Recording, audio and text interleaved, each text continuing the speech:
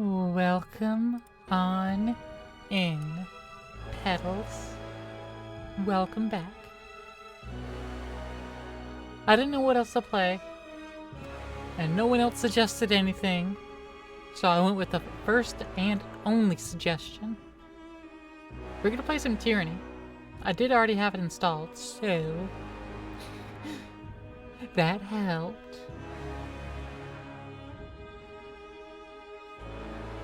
So I don't really know anything about it.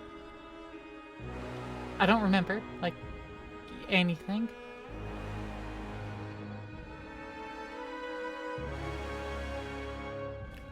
Normal difficulty. Hard difficulty.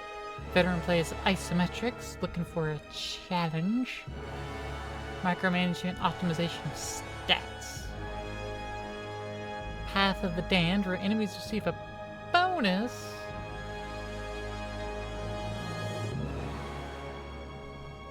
And story mode. Ugh. Yeah, we're not doing that one. Then there's expert mode, wants to disable a number of helper features in the game. Rely on their own faculties and intuitions while playing the game, should play expert.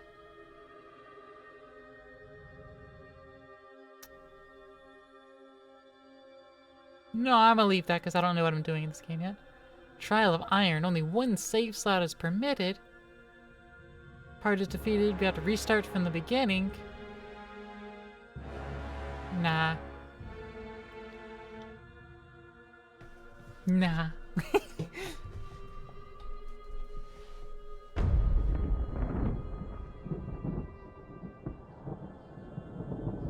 For over 400 years, the armies of Kairos the Overlord have swept across the known world. All who stood against them fell before their might.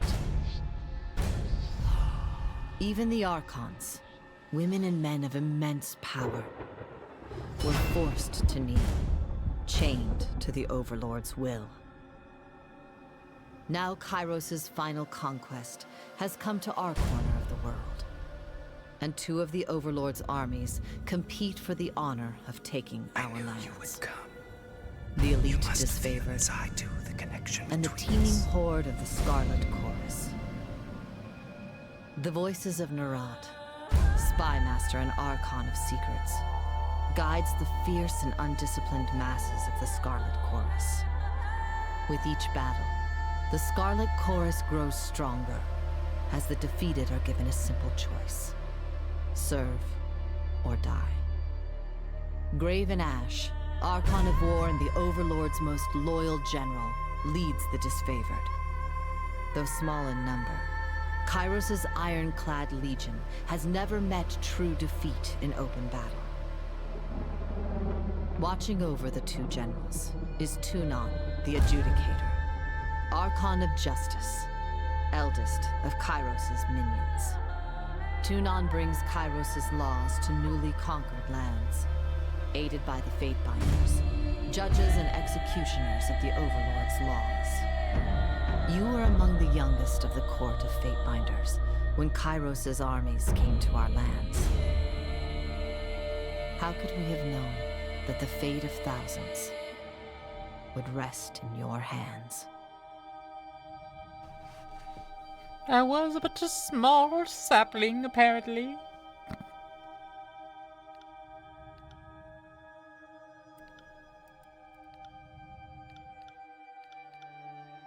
I like the choice of body types.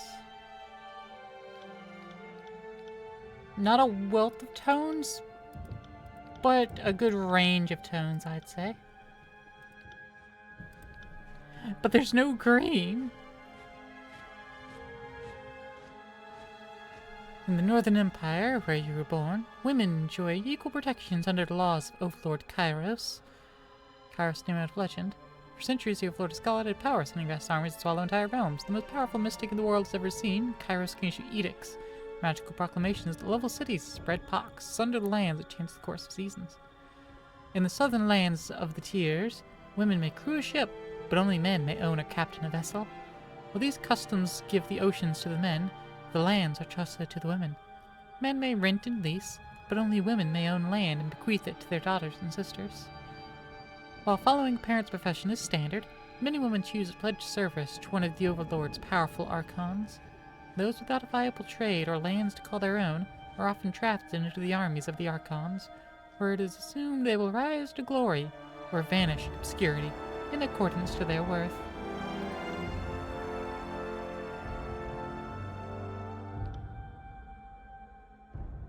Ah, got it. We must rest soon. The in-game music is drowning out the voice. Curious.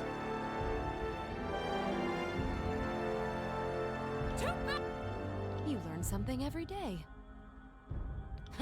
This'll be fun. I'm gonna go with the aggressive female voice. What is our character portrait?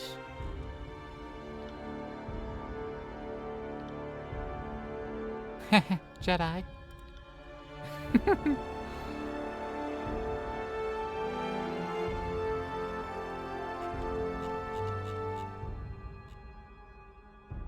Yeah, I'm good with this one. I'll change hairstyle. Interesting.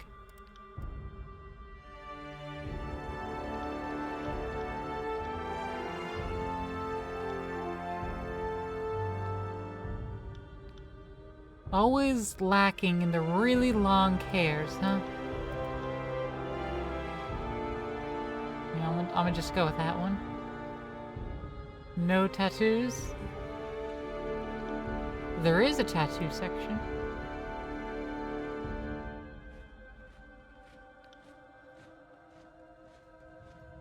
Well, there's a tree on the left arm.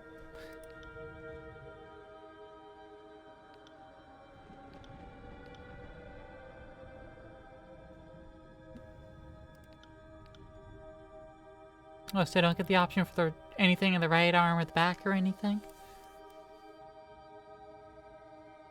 Interesting. How did we join Kairos' army? We a noble scion, groomed for leadership, youth spent on letters, history, rhetoric, and other matters of culture and statecraft.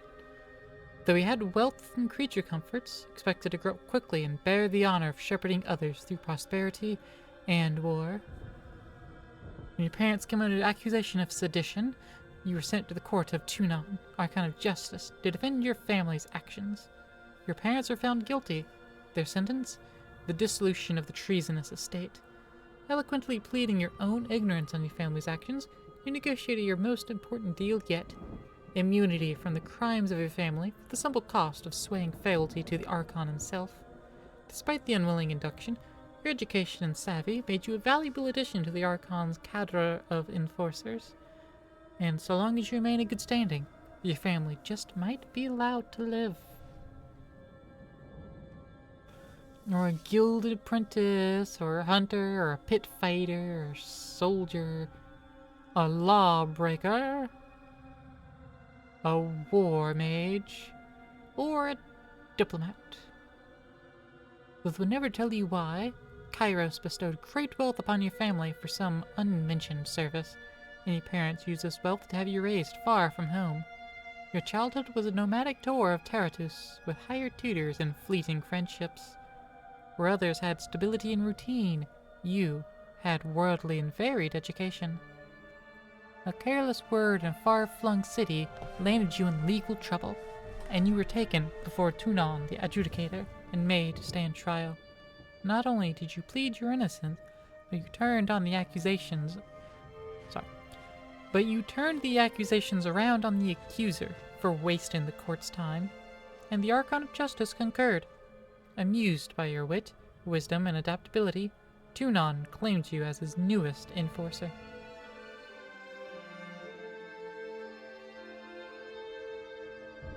Phoebe?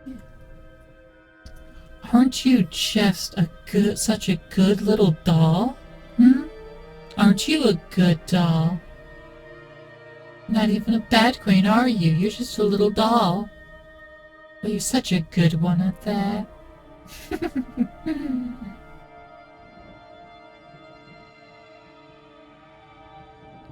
Go with the noble scion background. Our primary expertise. Oh, they're all weapons. Except for, you know, like figure spells.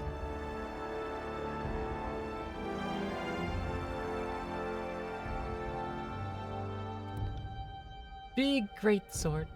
Did I miss anything else here? No. Sunder Cleave. Powerful overhead attack. Sweeping attack. Sweeping. Pretty plant voice scrambles bat brains confirmed. Most are the same in secondary expertise, but not all. Bronze greatsword. Nothing the offhand. Fair enough. Yeah, instead of sword and shield, it's spear and shield, and greatsword swap for war mace. Dual wielding. Flurry of blows.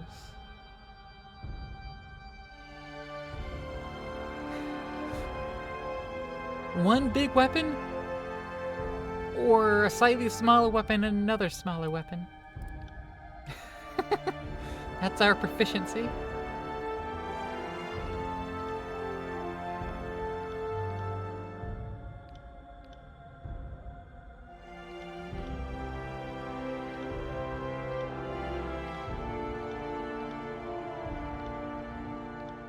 I'll go with the green and purple here. Banner customization. Where's the compact logo? SMH, it's not here. I'll go with that one because that has a heart in it and it kind of looks like a mouth with a tongue.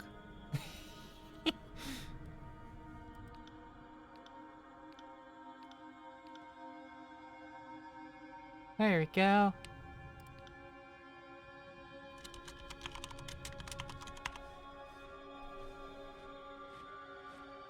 I'll just go with the first name, because this game probably can't tell much, I would imagine.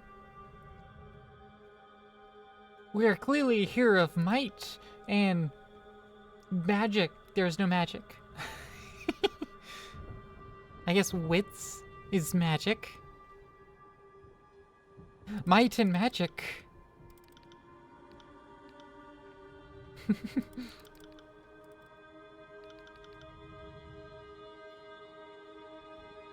But I mean, yeah, definitely might gets a couple points. Recommended because you're training greatsword. Greatsword.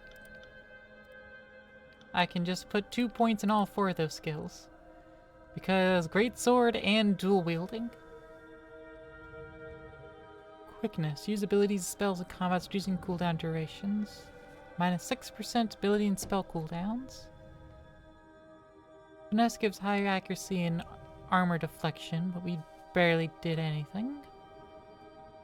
Might increases attack and ability strength and endurance defense, and resolve increases affliction duration, endurance, will, and magic defense. Our skills.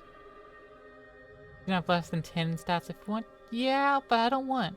I don't want to go below that.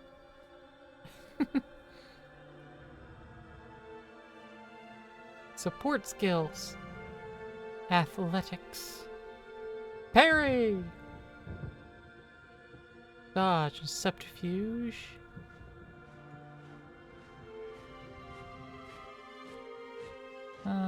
Move unseen in the environment, detect, manipulate hidden traps and devices, open locked chests and doors. Ability to lie. Okay. Bringing that up to 30. Bring dual wield up to 30.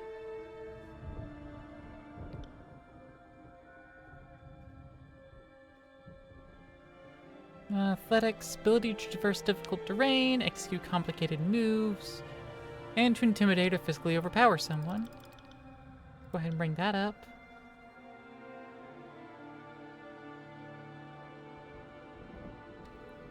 And decipher information and put clues together. Yeah, let's do that. Conquest option allows you to play through Kairos' Conquest of the Tears, choosing how your character was involved in the invasion. This gives you the most control over the starting state of the game and how other factions will react. Or Quick Start. Bypass the Conquest phase, select from a list of templates. No, let's play it out. Oh, there's no more options here. I guess that is part of the All conquest. the world has fallen to Kairos. And now the Overlord's eye is on the Tears, our home. The last corner of the world free of Kairos' reign. Two armies, Being if you need to make it the triple, like Disfavored and the Scarlet Chorus, It's true. march south from the Northern Empire, the last realm to fall to Kairos a century prior. In the early days of 428, Kairos' armies arrive at the gates of judgment. The mountainous border that we Tearsmen so long believed unassailable. Unable to agree on a unified plan of defense, the various leaders of the Tears sit and wait for each other to deal with the conquerors. Until it's too late.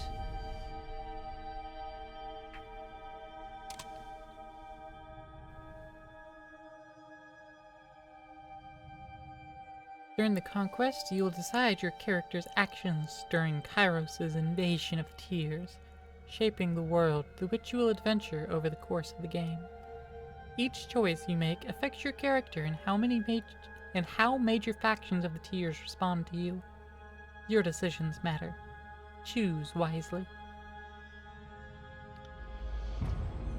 428 TR, Year 1 of Kairos' conquest.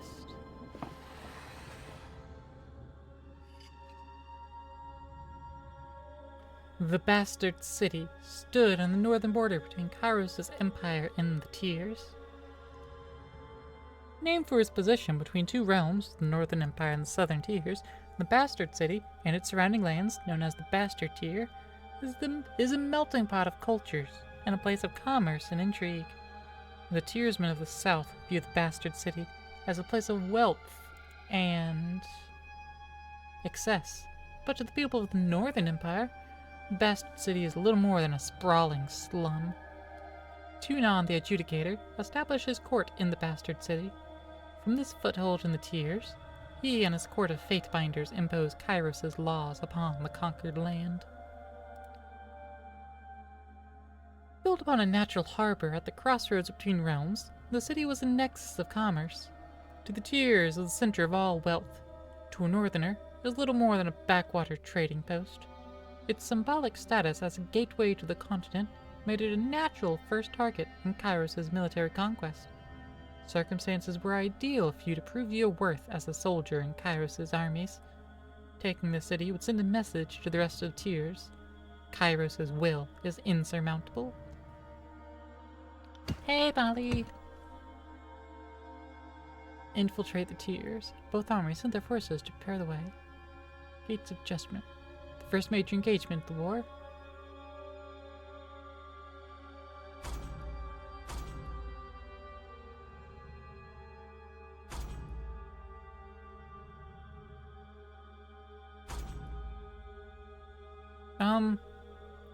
So about this. Help. Can I do both of these? Or is there like a particular order to do these in? Or can I just only do one of these?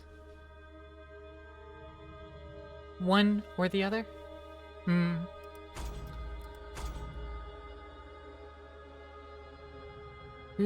So there was the battle happening, but there was also the infiltration.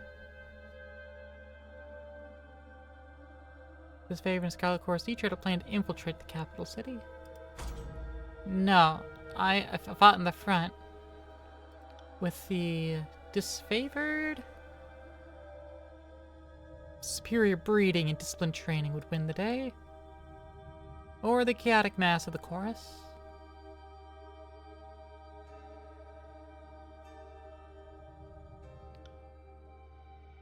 Nah, I stood with the elite.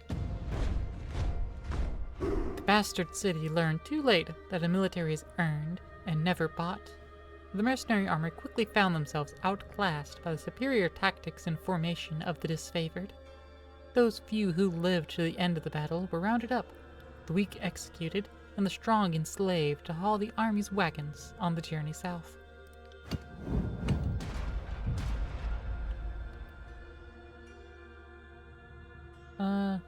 You decided the fate of the enemy soldiers captured at battle, or found a way to defeat Kairos' armies in enemy territory?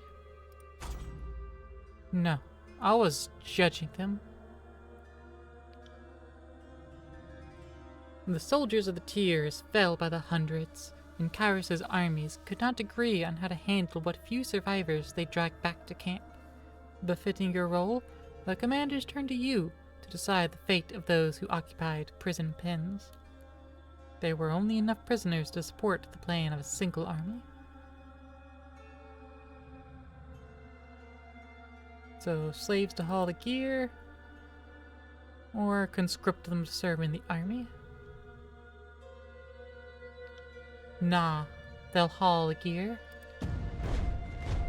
The wounded and demoralized by prior defeat, the soldiers of the tiers put up minimal resistance to the new status in Kairos' military. The disfavored enjoyed the luxury of putting others to work, but didn't allow themselves to grow soft, turning away from menial duties and focusing instead on a rigorous training regimen that left them alert and eager for combat. He gave the tiers slaves their first assignment, digging a mass grave outside the gates of Judgment, where a cloud of flies marked the passage of Kairos' army. The armies of Kairos amassed around the bastard city, the first bastion of the tiers to fall. Both armies longed to storm the walled outpost, the Scarlet Chorus howling for plunder, and the disfavored forming an unbreakable shield wall. Your prowess in the field of battle had carried them this far, but there was one more step before total victory. Both of the armies had inspired schemes to support the bastard city. What did you support? 3 options. Led a mixed band of disfavored and Scarlet Chorus scouts over the city walls to sabotage. Join the Scarlet Chorus setting fire to the city and blocking the gates. Or join the disfavored vanguard in direct assault upon the city gates. Generate health rapidly, but damage is reduced. Cloud of obscuring shadows and dust.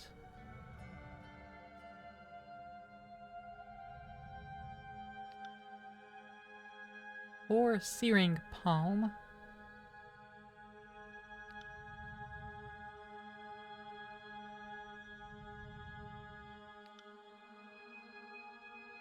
Yeah, no.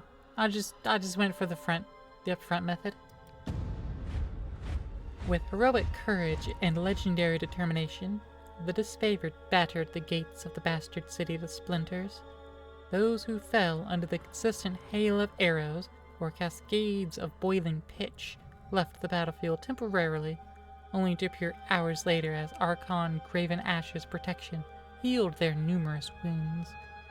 In time, the gates gave way, and Kairos' forces spilled inside the city walls with resounding cheers of victory.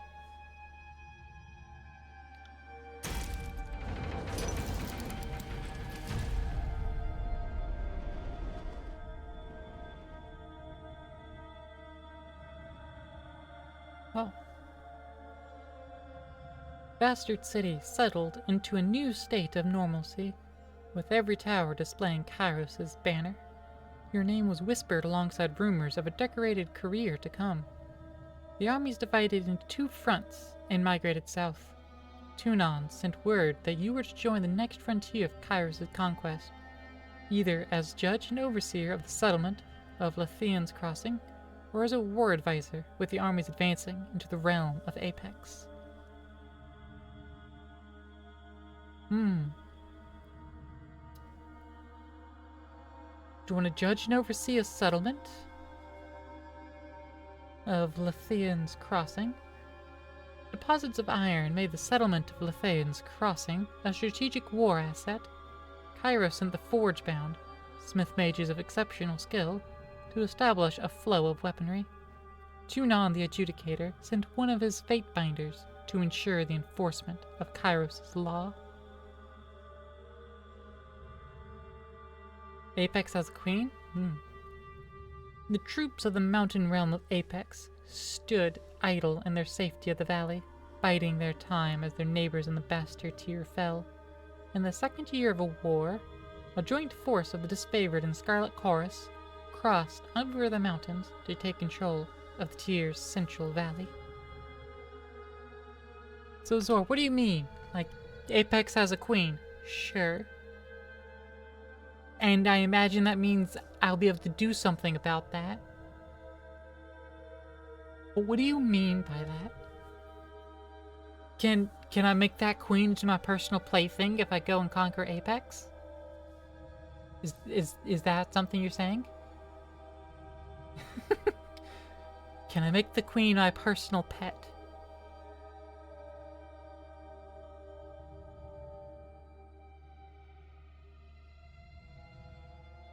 What it sounds like is I can either kind of rule, or I can go fight. You have a choice about her? Don't think pet is an option, sadly?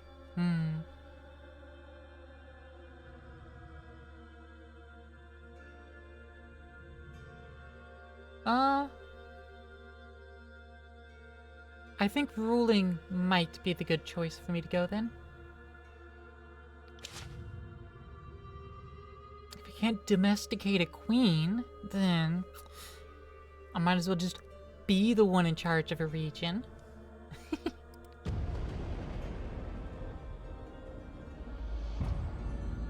Year 2 of Kairos' conquest.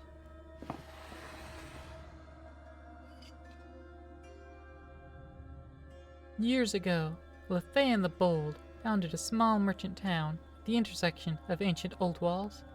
A pact between the settlers and a mercenary company meant that the caravans were able to travel without fear of bandits or bane, and the town thrived in modest insignificance. Lethaean's crossing drew Kairos' attention for the iron deposits in the surrounding hills. With the region under Kairos' control, the northern smith mages would set up workshops to refine ore and arm the disfavored with the finest weapons in the history of the known world. The Archon of Secrets dismantled the mercenary support with a generous bribe, taking the crossing in a bloodless victory.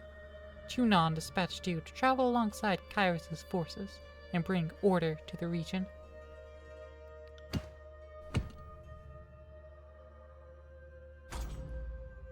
The cult of Siren, Archon of Song, used her arcane charm to lure locals into joining Kairos' army. As a patroness of the Scarlet Chorus, her efforts were critical to the conscription of new recruits. When an enthralled, disfavored soldier joined her cult, his company feared that the Archon was growing out of control and needed to be stopped. Or, the iron must flow. Kairos' smith mages worked day and night to create weapons.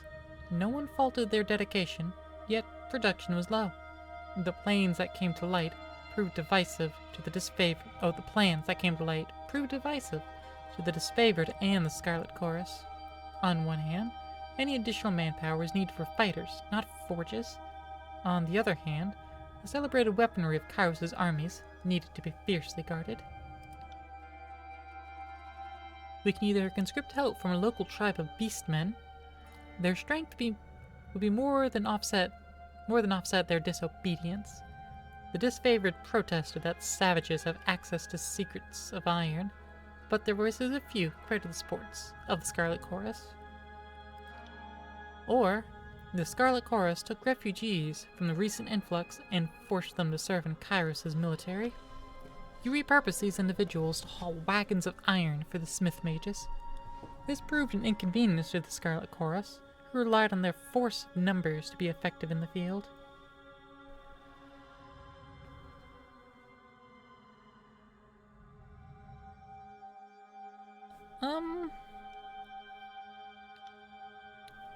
Actually, yeah, let's just use the Beastmen. Why not? The Scarlet Chorus were overjoyed to learn of a Beastmen conscription, and graciously lent their support to your cause. The local beastmen were subdued and yoked to iron-bearing wagons, where their boundless strength and tirelessness proved critical to the smith mages. The disfavored grew agitated about exposing the secret of iron to savages. You attempted to allay their concerns, but your words fell flat before a stubborn, uncompromising audience.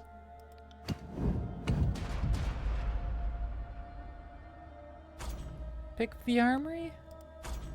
Who the Guardians do. Let's read this one first. Kairos' army used Lathaeon's crossing as a reprieve from the war. The city grew more crowded as a mercenary army hired by the Archon of Secrets occupied the barracks, where they drained resources and escalated tensions. The disfavored wanted nothing to do with the sellswords, but the Scarlet Chorus sought to invite them into the fold.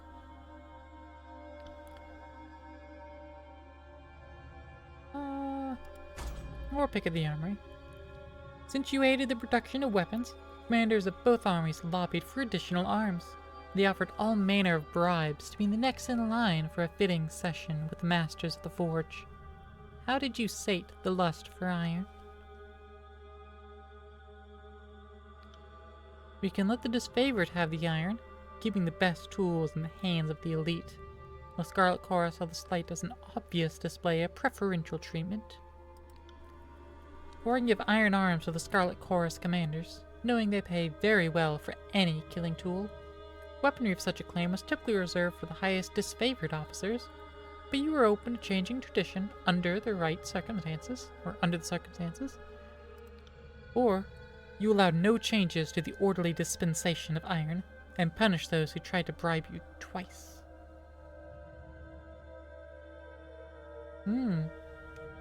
You know, yeah, no changes. No changes.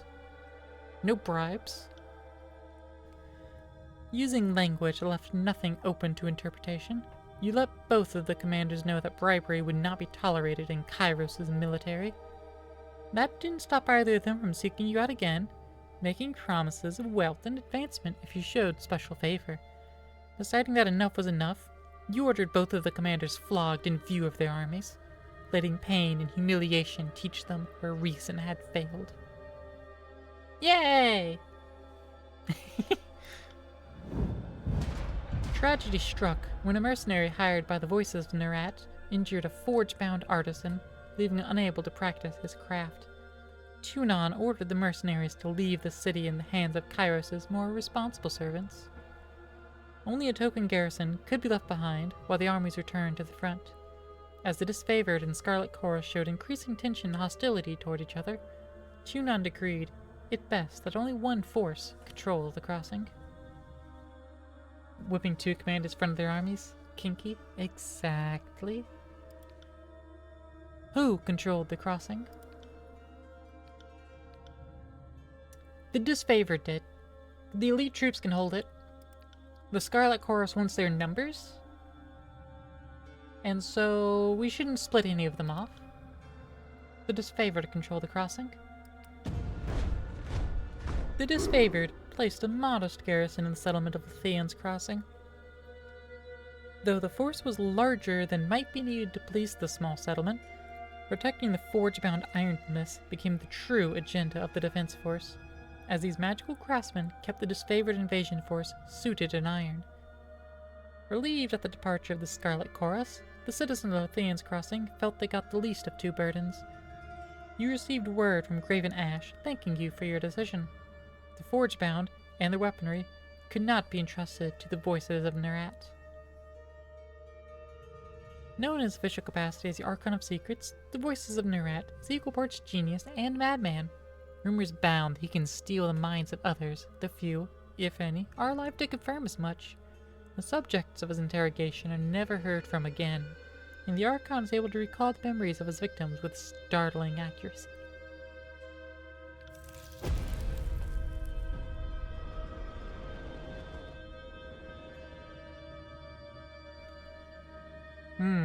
Three regions. With the mercenaries expelled, and Lathaeon's crossing under new leadership, Kairos' forces congratulate themselves on bringing order to the settlement and guaranteeing a productive flow of resources. Over the course of this diversion, the army front advanced further into the tiers, Your skills were needed in the realm of Zir, Stalwart, or the Vellum Citadel. The Vellum Citadel was a library fortress, the largest archive of the written word in the Tiers. A school of ink and quill protected and maintained the archive of ancient lore for centuries, standing apart from the political upheavals of the Younger Realms as an enduring pillar of knowledge and culture. I think I need to go to the Vellum Citadel, help protect the library.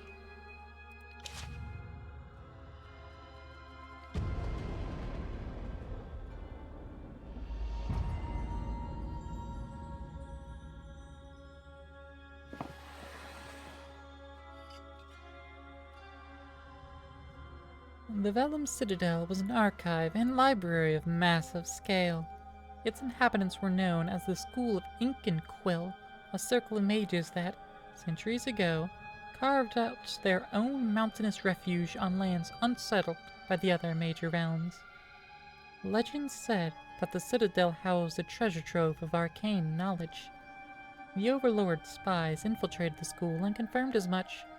The time was ripe to send a detachment to the great library fortress and force the scholars to yield to Kairos.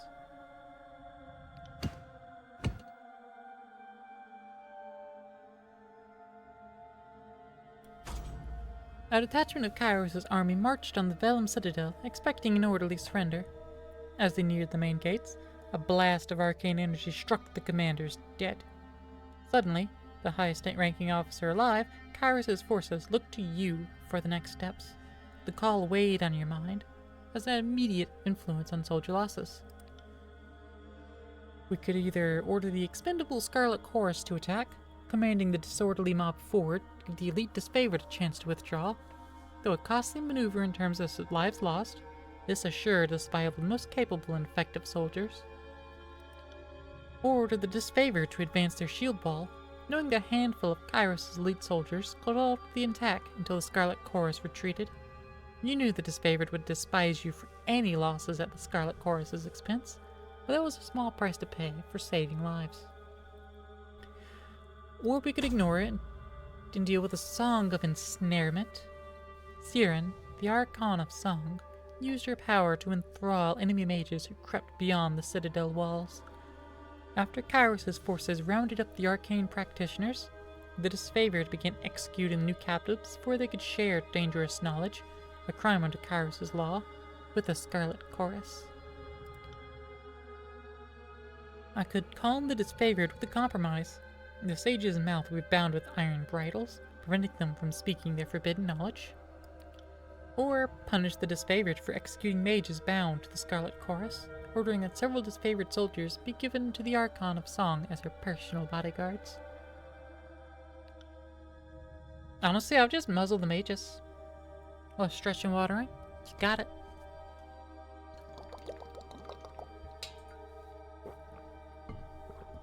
Besides, muzzles can be hot.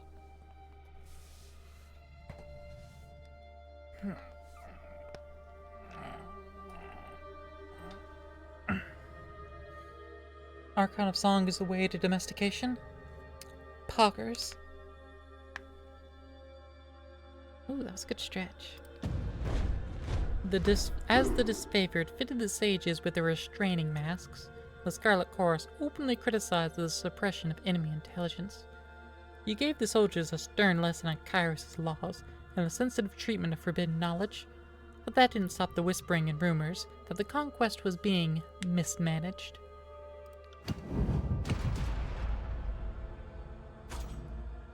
The Archon of Song incited Scarlet Chorus recruits to fight their leaders. Bosses were killed and supplanted left and right. The disfavored demanded an end to the practice for the good of the conquest. Or the Spymaster's agents. A group of enemy mages surrendered to the disfavored, claiming to be spies loyal to the voices of Nerat. No one in the army could verify the claim. The disfavored ready to interrogate the mages, but the Scarlet Chorus protested, demanding that the prisoners be given to their custody. Couldn't risk the voices of Nerat's secrets falling to the wrong hands. Oh, so you want to protect the secrets of the voices of Narat. But when the disfavored wanted to keep the enemy mages from, sharing their knowledge, it was the wrong thing to do. Okay, sure. This is our kind of song, so let's go with that one. I can agree with the disfavored arguments. The right of command had its place, but not when Kairos' forces were outnumbered and reinforcements were weeks behind, if not longer. Or I could rule that each Archon had the right to govern their armies according to their nature.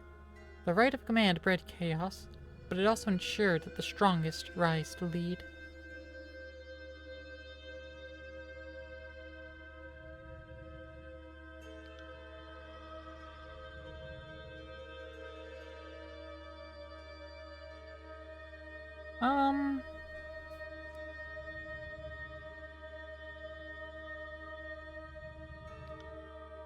No, I'm gonna say they have the right to challenge.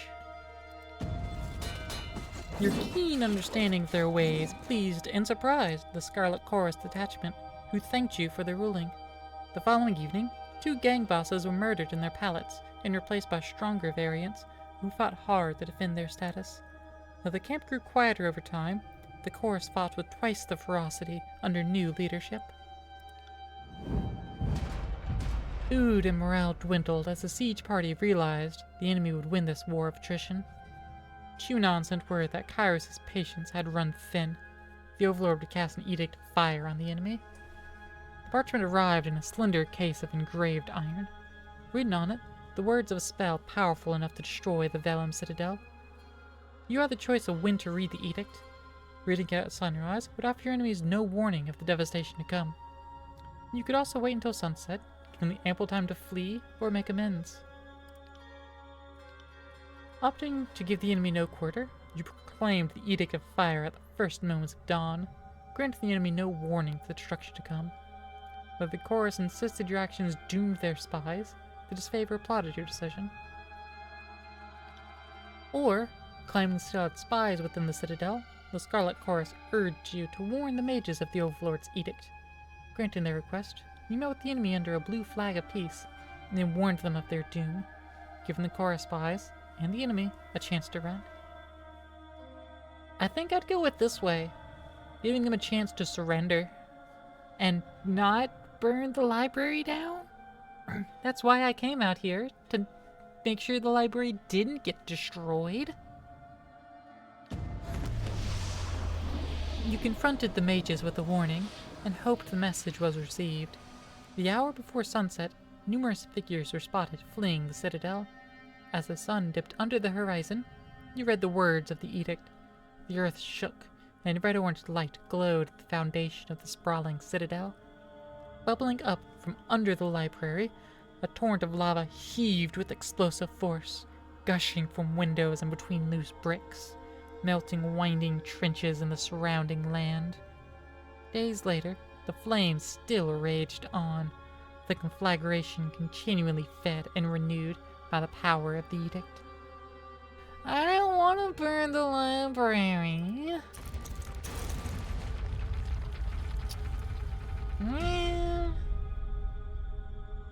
The armies of Kairos left the devastation of the Vellum Citadel in silence. From that day forward, the Tears came to know the once noble citadel as the Burning Library. This was an undisputed loss of resources, knowledge, culture, and life. But a message had been sent. The Overlord will not tolerate defiance. You didn't have long to rest before Tunon called you into service once more. You were one of the last to depart from the mountains. As you journeyed off, you spotted a few campfires in the mountains. They were mere specks, dwarfed by the inferno, the last gasps of survivors, or perhaps looters from Kairos' armies, bored and daring enough to pick through the ashes. Less gets burned the way I went. Oh, that's good. But still, I don't want to burn a library. You have reached the end of Kairos' conquest. Do you want to continue, or reach your progress start over? I will continue.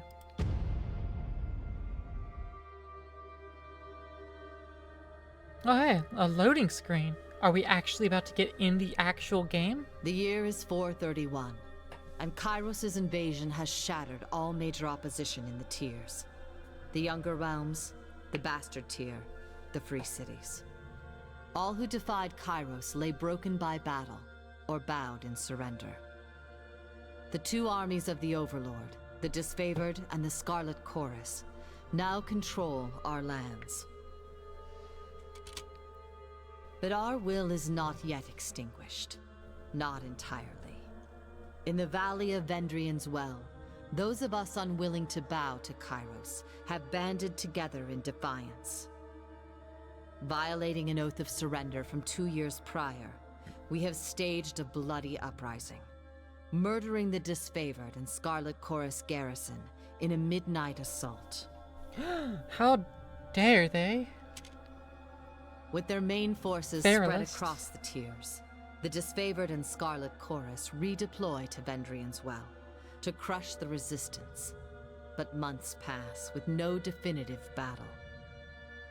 As disagreement and discord paralyze the Archons, we bide our time and wait for our message of insurrection to spread across the tiers.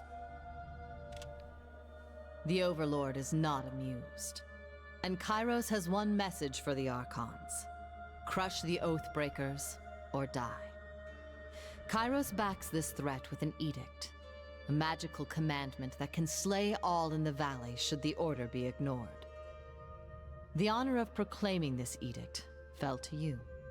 Sent across the mountains to Vendrian's Well, you carry the Overlord's edict to read before the Archons. Ooh. As you finally make your way through the winding mountain passes into the valley, the ground trembles, and Kairos' magic seals the way behind you. You are trapped in Vendrian's Well, with Kairos' armies and the Oathbreakers. The only way to survive is to fulfill the terms of the Overlord's edict, in any way that you can. Ooh.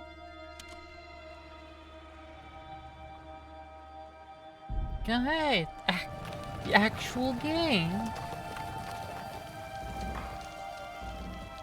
Fatebinder Claire, I presume? We've been expecting you. If this is your first visit to the world of Tyranny, watch for these windows to help you become familiar with the game. You can disable tutorial messages at any time from the game options menu.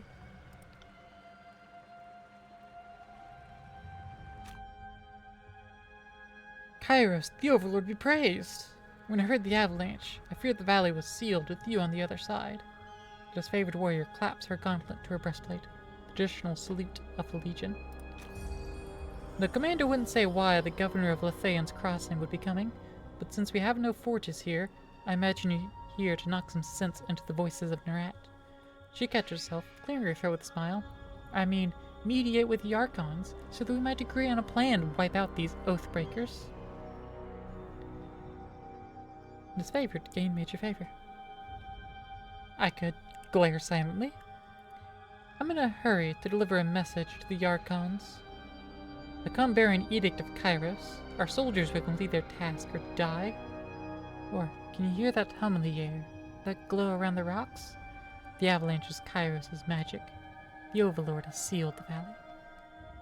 Conversations involve you, another character, and sometimes additional parties like bystanders or companions who may interject. The choices you make change how the story develops and will build a reputation for your character over time. People in the world will learn of your reputations, good and bad, and respond accordingly. Your character's attributes, skills, history, and gender, as well as decisions you made in the conquest, may all open up options for you in dialogue. These options are not necessarily superior to the other responses, but give you a wider variety of choices to select from. The manner in which someone responds to your choices depends on their individual personality and attitude. Each character who speaks to you will display a banner beneath their portrait. These banners indicate which faction the character is allied with. The tooltip on these banners will provide details about how that faction feels about you. I'm 41% of the way to Tier 1 with Disfavored's favor, and 0% toward the Wrath. You will often see the names of important characters and locations displayed in a gold text color. The tooltips on these glossary entries provide you with important information about the world. Yeah, let's go with option 4. Can you hear that hum in the air? That glow around the rocks? The avalanche is Kairos' magic. The Overlord had sealed the valley. Your senses seem more than mine, good Fatefinder. I do not pretend to know much about such things. But if that was Kairos' magic, and you're here on important business, well, you don't have to be the Archon of Secrets to guess that we're here to proclaim an edict. What does Kairos have in store for the enemy? 10 years of festering plague? An edict of twisted bones?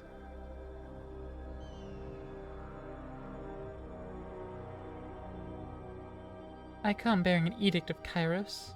Our soldiers will complete their task, or die. The edict is leveled against us? Her eyes widen with fear, her posture slackens. But the Scarlet Chorus prevents us from taking action. Why would the Overlord punish both of... She clears her throat with a sigh. Forgive me. It is not my place to question. We should have conquered the enemy within weeks of arriving in the valley. The delay reflects poorly on all of us. If we all follow Kairos' will and stop the insurrection, no harm will come to any of us. Do you mind a favor with the disfavored? Or glare silently? Can very minor wrath. Or 2 Archons, their enemies, cannot take a citadel they've taken before? Of course Kairos is displeased. Gain minor wrath. Or subterfuge 20. Your first instinct is to blame the Scarlet Chorus. No wonder Kairos resorts to an edict to enforce order. Yes, well, her eye shifted aside. There has indeed been little goodwill between our armies, and you are right. When we act as we do, what choice do we give the Overlord? She takes a deep breath, nodding as she exhales. And you are right. I should not cast blame so freely, especially not when talking to a servant of justice. My apologies. Well, you traveled a long way. I won't keep you further. I'm sure the Archons will want to hear from you at... Her voice falls silent, her attention stomach eastward with alarm. Did you hear that? More runners. 3rd time this week. The Oathbreakers keep trying to send messengers through the mountains to gather help from outside the valley. She points over to the collapsed path by which you arrived. But they're a bit too late for that now. Come, let's show these Oathbreakers a good fight.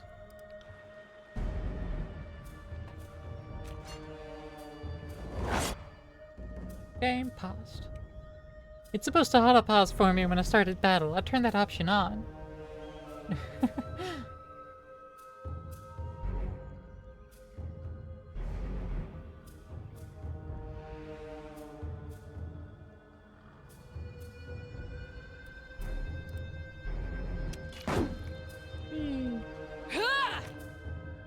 Tyranny uses a pausable, real-time combat system. Because you will often manage more than one character at a time, it's a good idea to pause the game, issue orders, and resume real-time to see the orders play out. The options menu also contains many choices for automatic pausing when certain conditions are met, e.g. at the start of combat. Press space to pause and unpause the game. Running towards the enemy does not count as battle. Interesting. Your character can always perform basic attacks using their equipped weapon or their fists if fighting unarmed. Characters also have special abilities and spells they can use in combat. When a character is selected, their ability bar displays their hotkeyed abilities. As new abilities and spells are gained, they are automatically added to the ability bar. All your character's abilities and spells can be accessed by selecting the category icon at the bottom of the selected frame. Abilities are grouped into talents, spells, combo abilities, artifact abilities, reputation abilities, and stances. Category icons for weapon sets and quick items follow. To use an ability, left-click on the ability icon, or press the hotkey corresponding to its location on the ability bar. Your cursor will change to indicate whether your mouse is over a valid target for the ability. If the cursor has a red X in the corner, you are not over a valid target. If the cursor has a pair of feet in the corner, you'll need to move closer to the target to use the ability. The game adds feet. For abilities that target party members, healing spells, buffs, etc., you can click on the party portraits to target the ability on that party member. Press escape at any time to cancel targeting the ability. All characters in the game, friend and foe, have 5 primary defenses against attacks: parry, dodge, endurance, will, and magic. These defenses are based on the character's attributes, equipped items, and other effects. A character's accuracy is based on their skill or the type of weapon they are wielding. Accuracy is compared to the appropriate defenses when an attack is made to determine how likely it is that the attack will hit. There are 4 possible results from any attack: hit, critical hit, graze, and miss. A critical hit increases your damage, while a graze reduces it. With each attack, you gain experience in the weapon skills used to make the attack. Even a miss will grant some experience.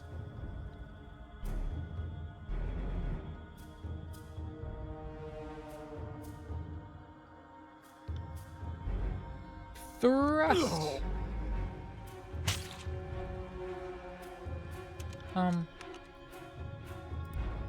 Thrust? There we go. And then flurry of blows.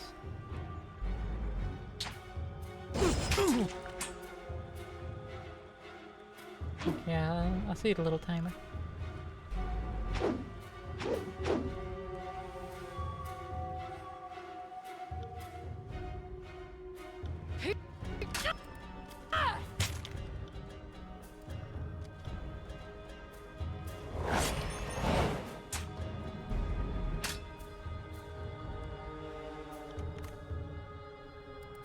Right.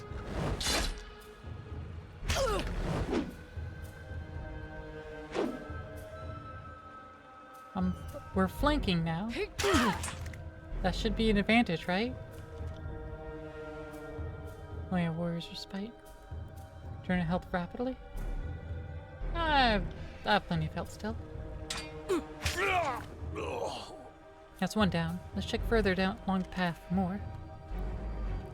Ooh, level up. Talent points. There are 6 categories of talents available to your character: leadership, defense, power, agility, ranged, and magic. With each level, you gain 1 point to purchase a talent from any of these categories. Within a talent tree, each tier of talents unlocks based on how many talent points have been spent within that tree. To learn a talent, select its icon and then the save button to confirm your choice. Each companion has their own talent trees with unique abilities. These abilities unlock in the same manner as your character's talents. As you spend points within a companion talent tree, further tiers of talents become available.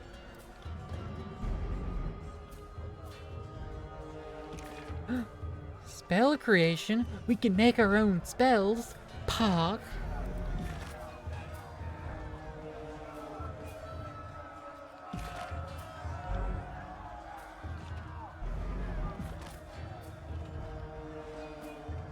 So did I not level up and it was just talking about me being able to level up?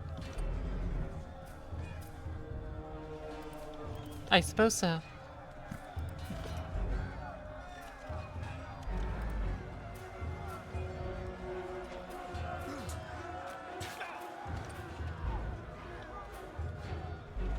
Move the boulder.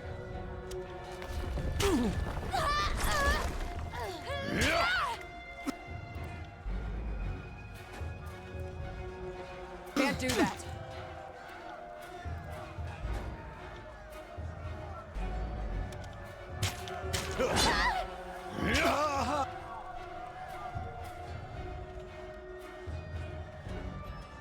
Oh, can't control you?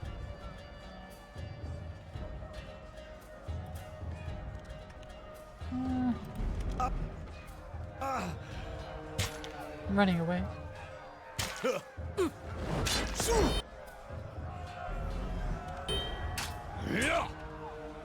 And flurry!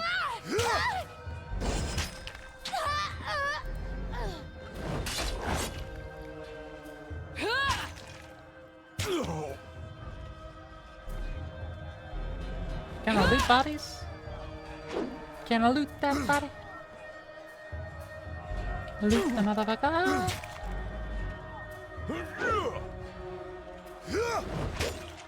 Aye. Soon? Ugh.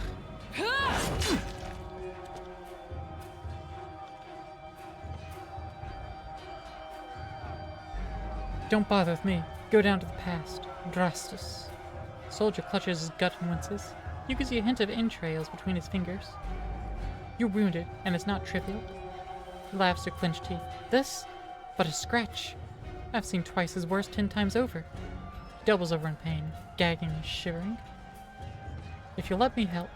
I said I'm fine. Soldier moans, shakes his head. Graven Ash protects. You go on and help the others.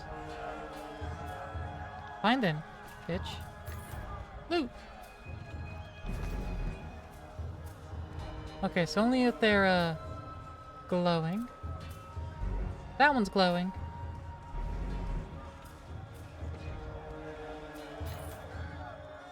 Potion of protection of whetstone.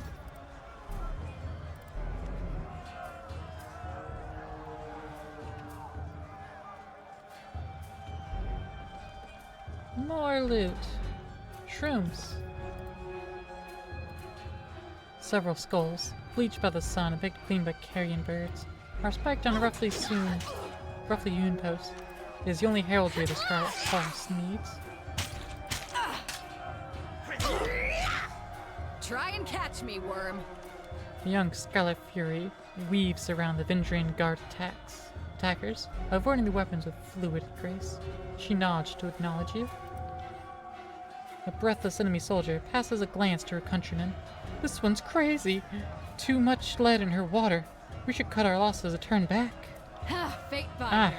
Fate You're binder. here at last. Care to join me in putting these cowards out of their misery?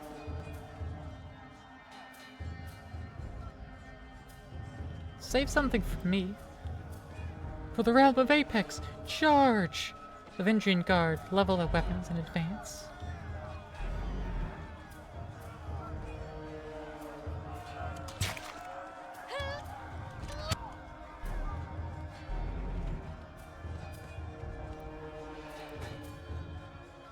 Cleave. And then first, burning iron, a skewer, blood-soaked stone, combo ability. Knock your target prone and follow up with a strong bleeding attack. Let's do a quick skewering first.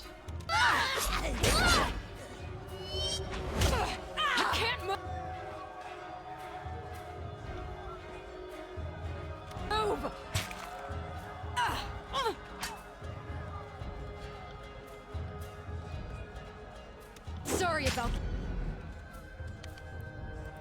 that. Yeah, still rooted. Okay. First, you focus on them. I'll focus on this one, stock prone.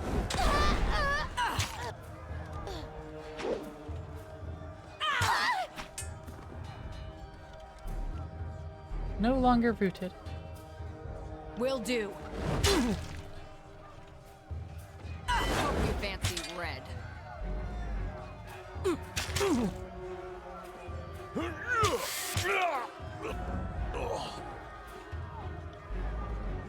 Phew.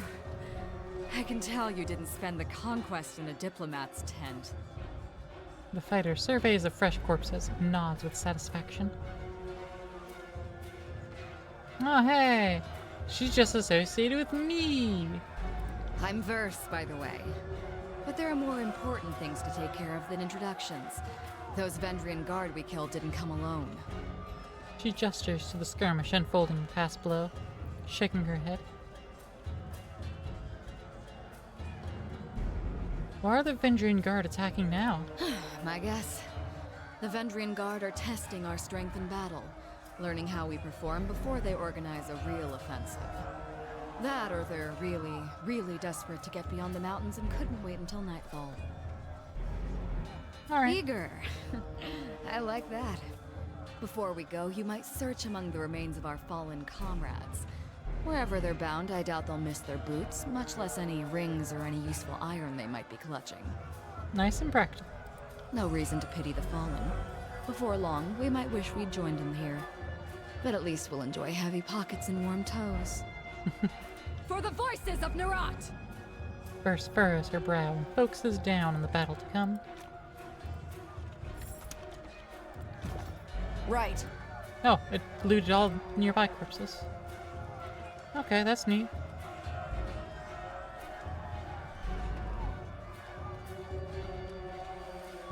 No, Avenging Guard. Eyes forward, no looking back. The Avenging Guard warrior roars with his phalanx head high, his words largely lost over the din of combat. Stand aside, or your funeral will be over the side of the bluff. Seeing you squarely in his path, the soldier points his weapon your way. I applaud your bravery, but I implore you to end this foolishness and lay down your arms.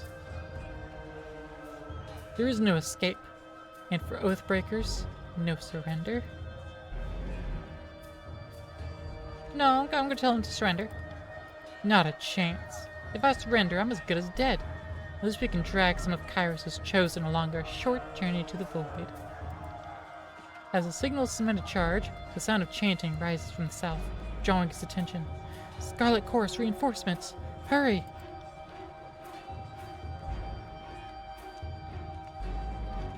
Oh, I accidentally just skipped it.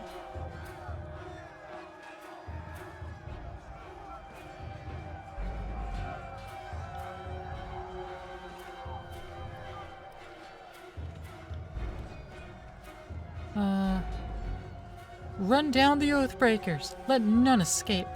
From the red mob of reinforcements from the south, a blood chanter emerges at the head of the rabble, the ornamental crest of her staff pulsing with crimson tones. Signing sigils of magic and wordlessly moving her mouth, the blood chanter scribes a series of spells into the air. A red glow surrounds the Avenging Guard warriors as the chanter's magic worms its way into their minds, blinding them with rage. Hold position, all of you! You there, keep to the path! The warrior gestures along the canyon trail, but his soldiers turn their attention to the Scarlet Chorus, roaring challenges. No, don't engage them, we need to run! His orders falling on deaf ears, the warrior reluctantly readies his weapon.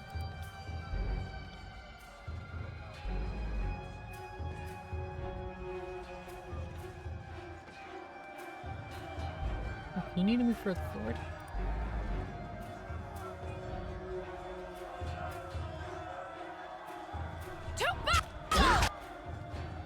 The companion Verse has joined your party. Verse is a capable warrior, skilled in both melee and ranged combat. As you acquire companions, you will need to balance their strengths against the strengths of your character to be successful in combat. While it is possible to venture alone, you'll find the game more rewarding with a well-balanced party. There are now 2 characters in your party and both are selected. Any commands you issue now will affect both party members. To select a single party member, click on their selection circle, their portrait, or press F1 to select the player character, or F2 to select Verse. To select multiple party members, click and hold anywhere on the screen, and drag the marquee over the circles of the party members you'd like to include. Just as tutorial came up, yeah. You can either control your new companion directly, or enable their AI and have them attack and use their abilities automatically. Once their AI is enabled, you can always select them and tell them to attack a specific enemy or use an ability, and they will follow your orders. If you right-click on the AI button, you can see the AI settings for the party members. You can set the auto-attack behavior of each character, which determines how they attack enemies. For companions, you can also choose AI packages that determine how they will use their abilities in combat. Verse has several stance abilities that provide her with different benefits in combat. Stances are modal abilities, meaning they can be toggled on and off. Only one stance can be active at a time. When a stance is deactivated, all stance abilities tend to cool down for a short duration. Hey, Lisa! Stance Red Geyser.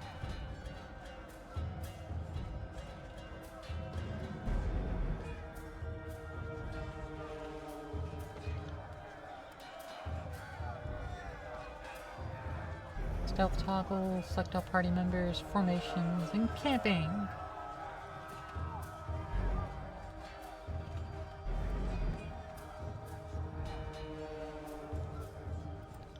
Yeah, I know. Flurry of blows.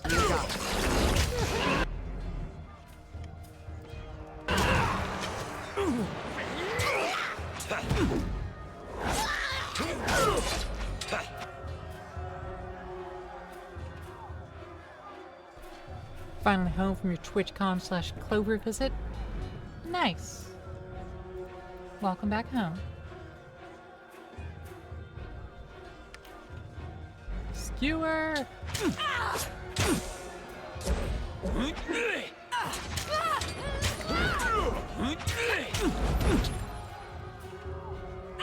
Damn thing couldn't pierce cloth.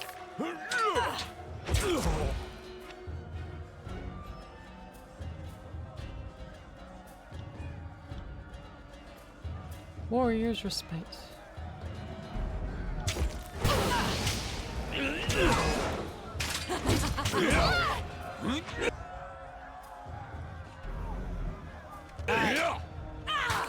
Oh, come on, you did a good stab. There's lesser healing potion too for healing.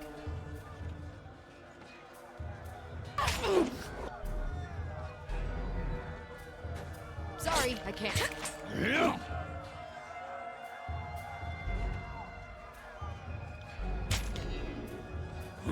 And slice.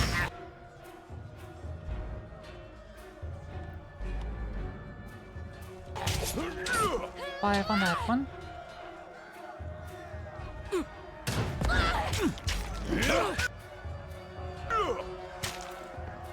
And swapped attack in that one. Well, Verse just keeps going on that one.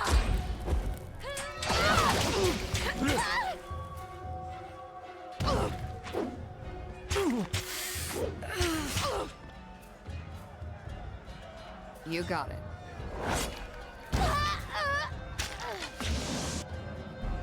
There we go.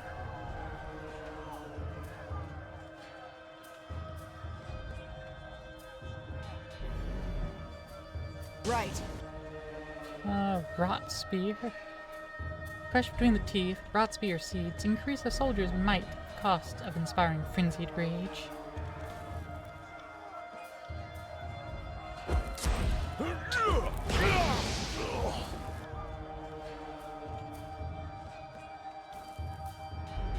I knew you would come. You must feel as I do the connection between us. Come quick, we have a situation on the cliffside. They have the commander. Oh, okay.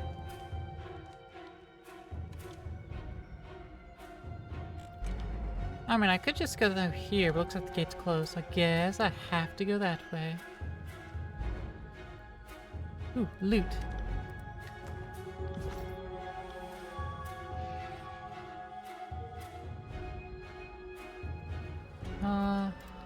Check equipment. Pyrus' edict in the party stash. Is that saying that's the only thing in the stash at all? In water, thank you.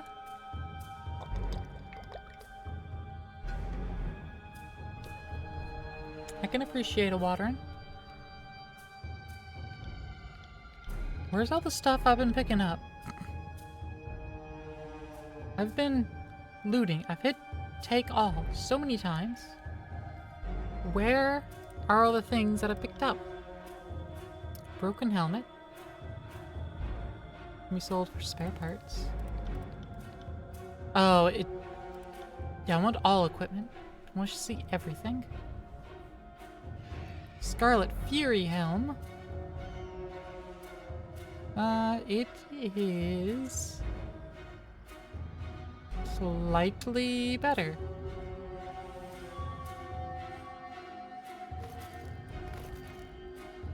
Ooh, it goes nice and purple. I like it.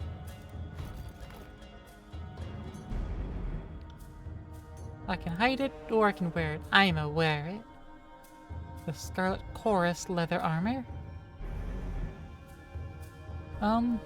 More slash/fire armor. Less crush/frost armor.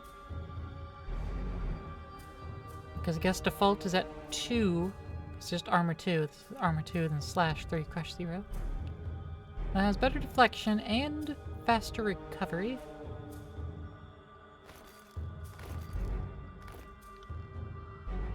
She's wearing the bloody Scarlet Fury armor. Alright, then the gloves. Less precision, but better everything else.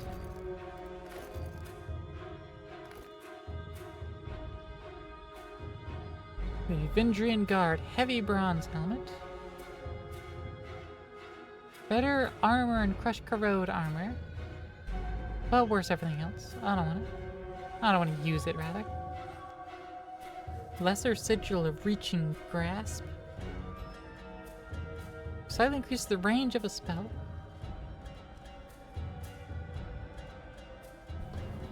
Zorbeltis, aren't you just a silly leaf?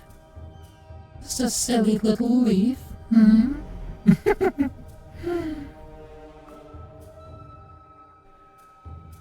Alright, we've got a whetstone. 2 armor penetrated by attacks for 300 seconds. A waking death will revive when defeated for 120 seconds. Potion of protection. +2 armor stolen for 300 seconds. I'm gonna put these in my inventory directly. I have the Sun Soldier's Javelin. You can hold on to the Javelin. You have a Phalanx, actually.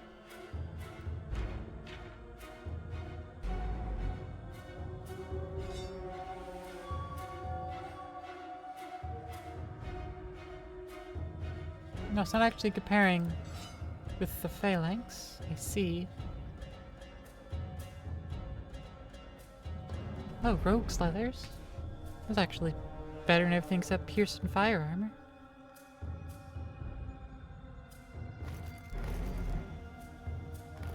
Yeah, I can wear that. Less green, though. This is a shame.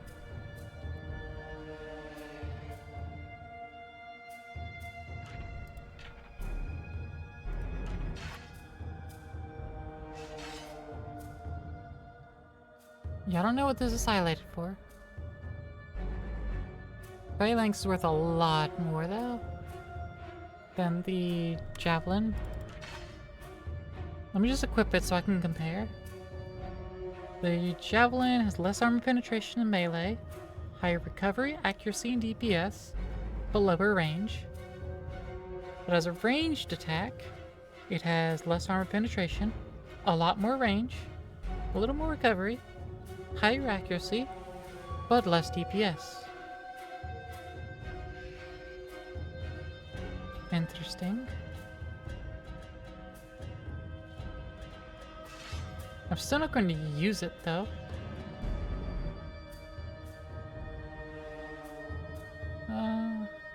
One-handed and thrown weapons.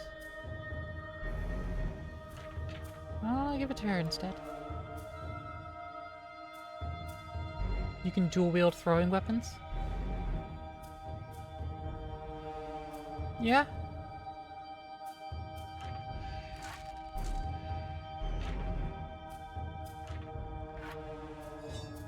Like that?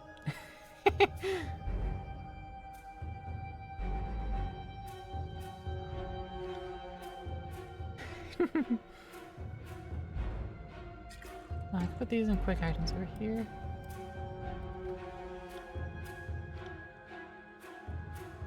Accessories. Do I have any accessory slots? Well, accessories to put in the slots. Okay.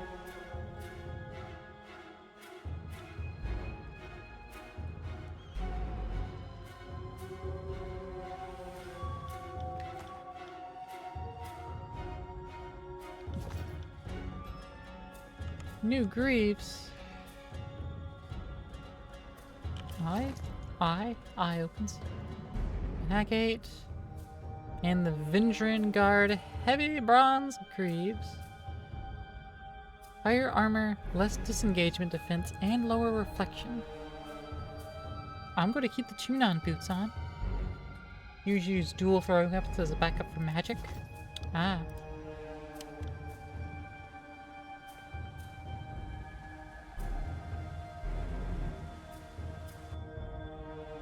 Stow your weapons so we find out how long a man screams before hitting the ravine down below.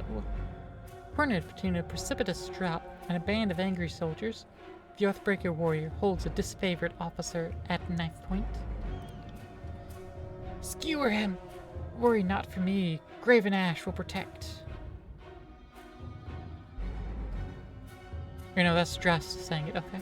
The disfavored officer winces, blood seeping from the seams of his bracers and cuirass. You heard the man. He plainly invited you to use that little blade of yours. What are you waiting for? Permission from your pimp? This blade, with a jerk of the knife, he slices up a clump of Drastus's matted hair. If you're so eager to see your ally dead, just step closer.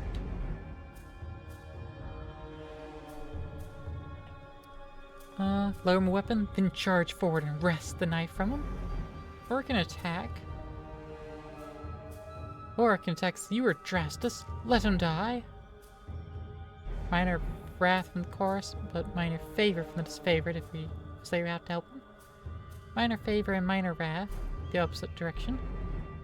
But I think I'll just charge forward.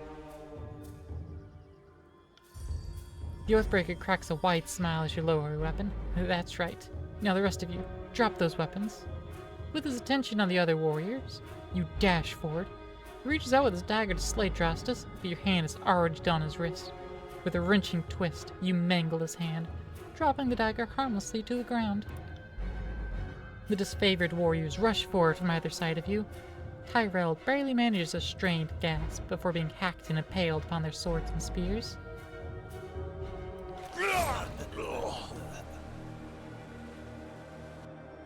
Kairos be praised! That Oathbreaker fought with the rage of Cairn himself. Drastus slides a trembling hand along the cut on his neck. Thank you, Fatebinder. I thought today was my last. From the look of it, guess they thought if they swarmed the pass, maybe one might make it out? We found a few scraps of parchment on the bodies. Drastus holds out a handful of crumpled parchments for your inspection. Literacy is rare in the Northern Empire, but the disfavored are born and trained. Time spent reading and writing is, after all, time not spent sparring and readying one's body and mind for battle. A student of letters such as yourself should be able to make sense of this. All that training, Graven Ash doesn't teach you to read? No, you can't examine the parchment. Repeating the same messages in different written scripts, the parchments explain the Vindring Guard's desire to overthrow Kairos' Archons and rout their armies from the tiers. The pages aren't addressed to any specific reader, but rather openly invites all who remain loyal to the younger realms to gather at Vindrian's Well. Recruitment material. They're trying to bring more traitors to the fight. Well, for the look of it, we kept them slipping out of the valley. Whatever they hoped to accomplish, I think their plan died here. Yeah, happy Pride Month! The Archons were expecting you. When you're ready, leave by the gate to the southeast and follow the trails downslope for a few hours. You'll see the campfires leagues away. Can't miss it.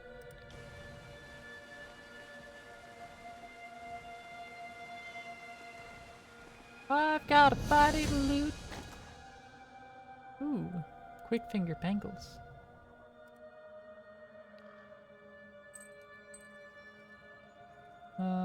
Water, a bronze falx, which is better than the bronze greatsword. It's still a greatsword, but more DPS and more accurate. It is more base damage. Nice. Scroll of distant impact and water. Will do. Inventory.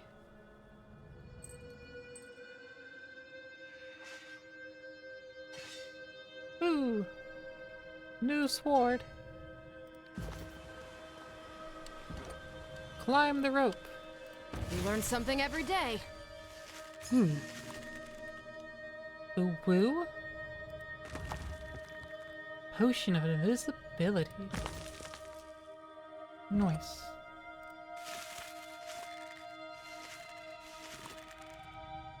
Oh yeah, and I leveled up.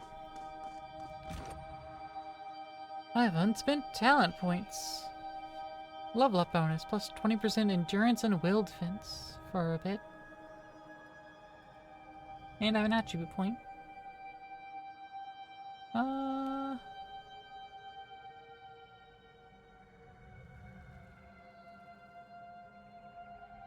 Increase my two-handed weapon skills. Do the skills also go up as I use it? Yes, they do. Nice. I like that. I like that system.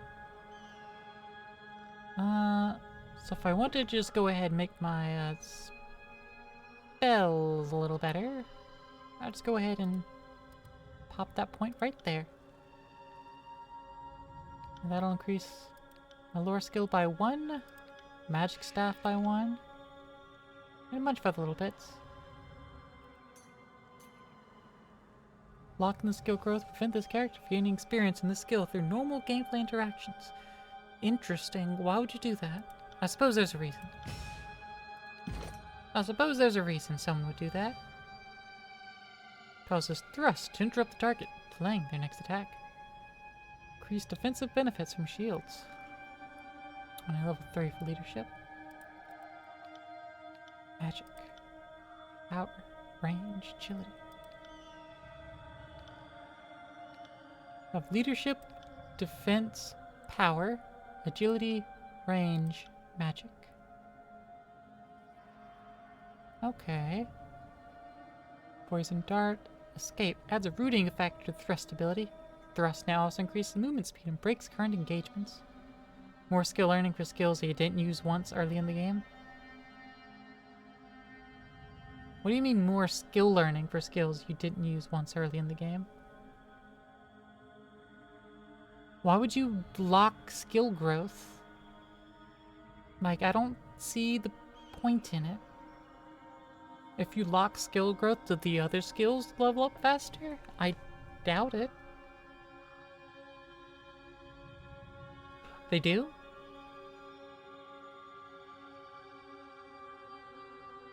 Oh.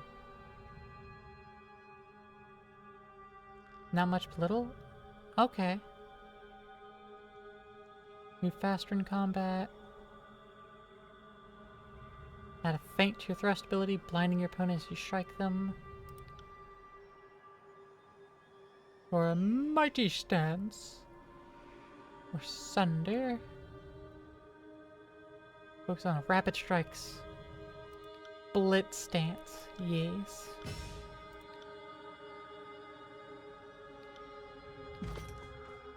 Yeah, level up. I'm not gonna read it. Fatebinder. What an honor to serve one of Chunan's court.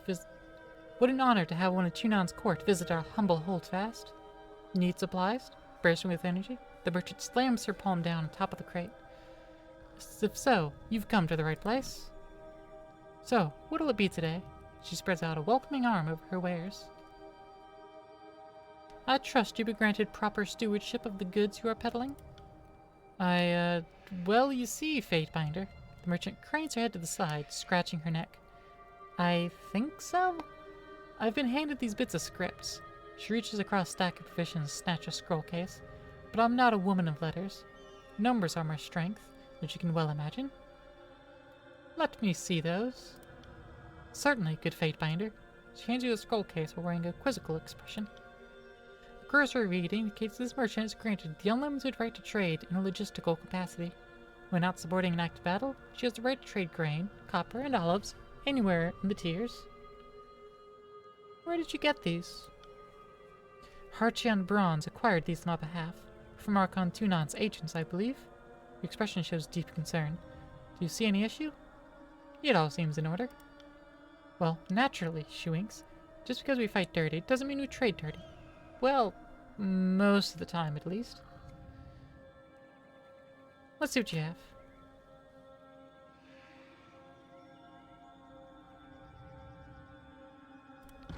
Okay, so I can't open up the stash. Let's get rid of that. The agate. The greatsword it came in with, go ahead and get rid of that. This hide, sure. Get rid of that. I'll get rid of 7 bronze and 32 copper.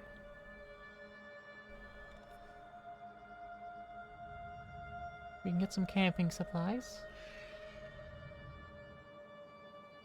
Another buckler, healing sword, bunch of bronze stuff, some spells. Yeah, the bronze greatsword is what I'm selling. Hammer.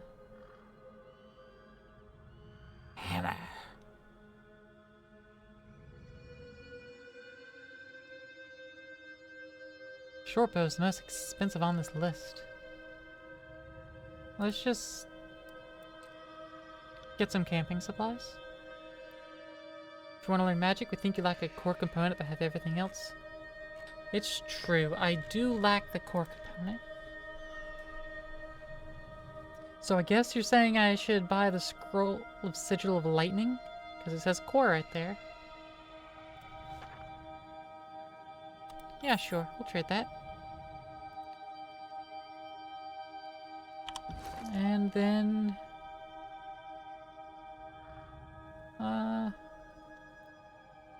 Scroll contains a magical core which is used in spells that channel lightning. Learn it! Discovered a new sigil. Magic in the world of Tyranny comes from learning how to perfectly scribe sigils and empower them with energy. Open the spell interface by pressing P to create a new spell with a sigil you just learned. I can also learn Distant Impact, but not Reaching Grasp yet.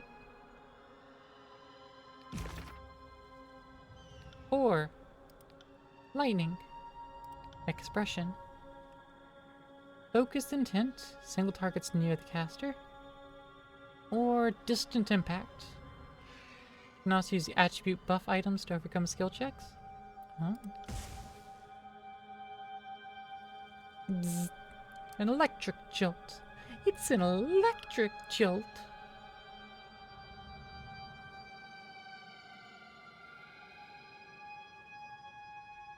But I'm generally gonna be like right up against my enemies. So 11 to 19, 11 to 16. 8-meter push. Oh. Strong interrupt. Interrupting them and sending them flying back. Yeah, absolutely. Scroll of Charged Fist.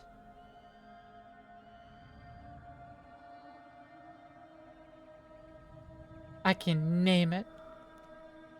Not Charged Fist.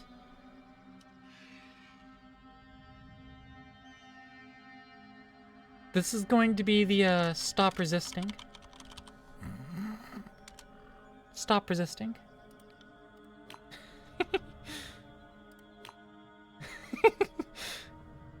I just punch them and send them 8 meters away. Stop resisting.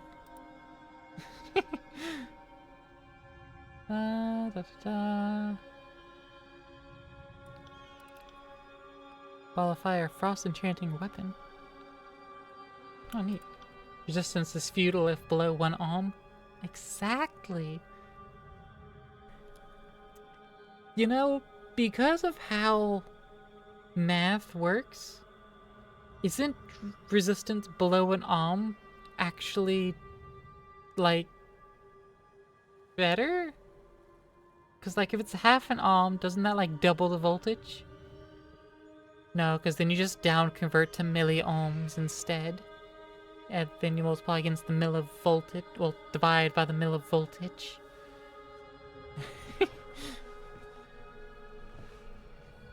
But, you know.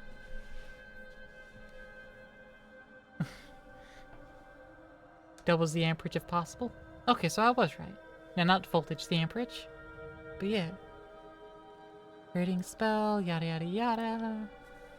I'm not reading all these pages. Customize the icons. Oh, I can also customize the icon. Huh?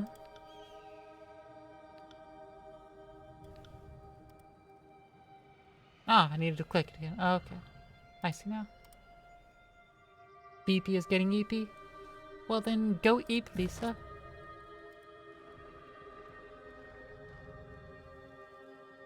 The prisoner says his name's Tarkus Damos. Dressless lets out a long sigh, tapping his gauntleted finger to his temple. Then I don't think this is a complicated matter. She dies. His family's been a driving force in the Vindrian Guard. Killing him should demoralize whatever's left of the Tarkus clan. All must be given a chance to find absolution in service to the Scarlet Chorus. The mage points a finger at the disfavored officer. And you know full well this has always been our way. Here's a chance to be a slave or soldier. Only then do we feed him to the pigs. But Nuwana? Lisa? Go get some rest. Go to sleep. If you're getting eepy, then go eep.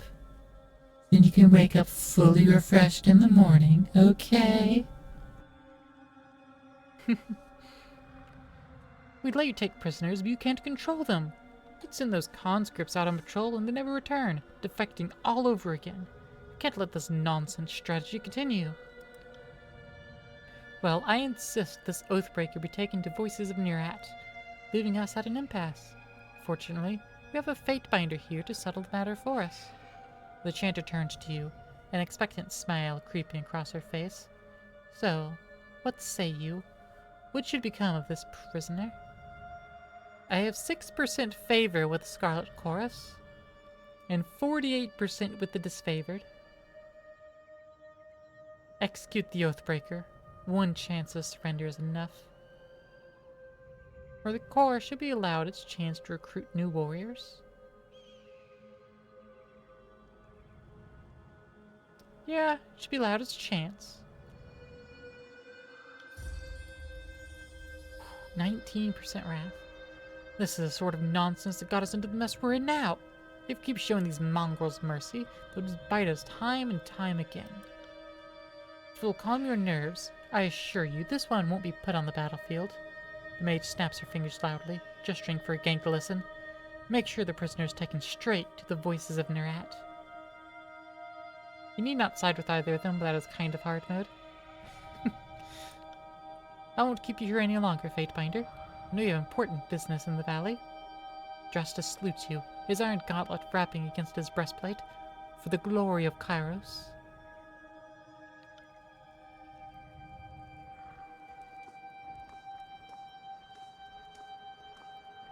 The man's just disappeared.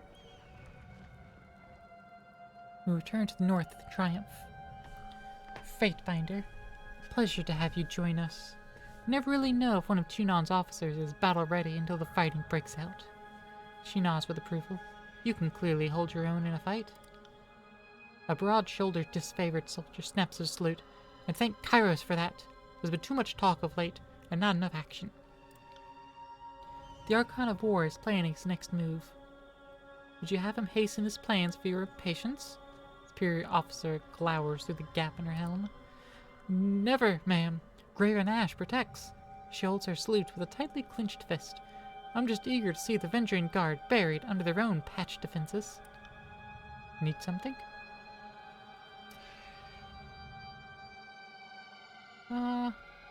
Graven Ash protects indeed. What have you survived? In my early days, I broke from my phalanx and ran at an enemy. Received a spear in my guts for the efforts. It took the better part of an afternoon for the Archon's protection to patch me up. Learned a valuable lesson, too. When I was at Azure, I caught a hammer blow to the side of the head.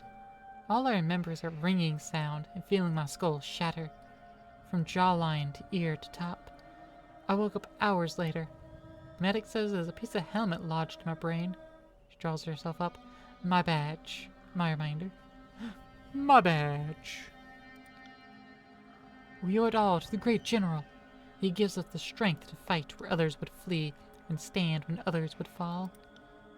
What a pile of dung. Right about one thing. The disfavored have taken too many blows to the head. She scoffs and crosses her arms. You don't believe in Ash's protection? I believe in it, all right, but I don't buy that he's doing anyone a favor. In war, death is a lesson. Survival is its own reward.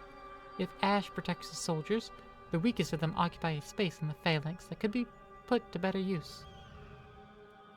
Graven Ash gives his soldiers the chance to improve, which is more than the Voices of Nerat allows. You may be right. Ash invites weakness into the ranks.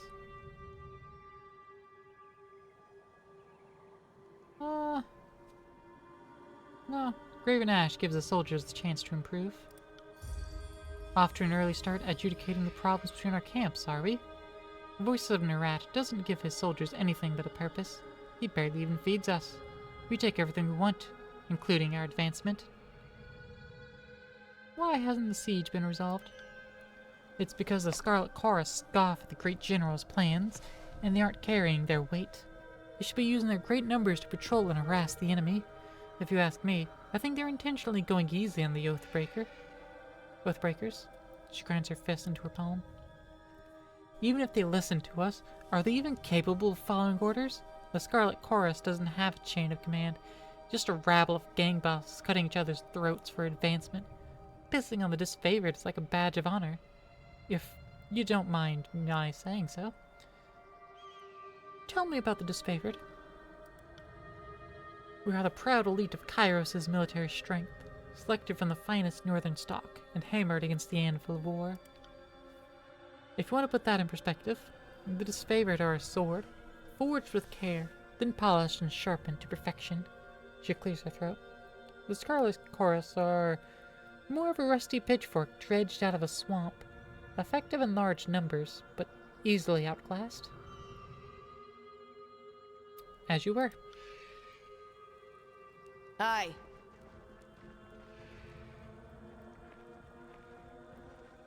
Talk to this man. Oh. Oh, nothing. Weapons and armor stacked neat precision as transport cart.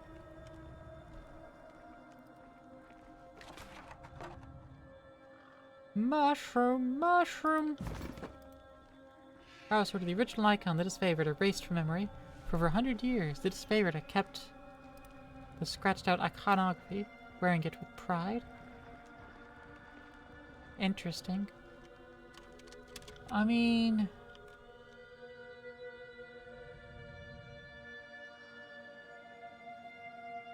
I can kind of see it.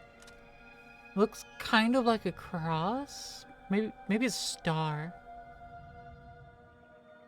Maybe a bit of a star with 3 prongs at the bottom.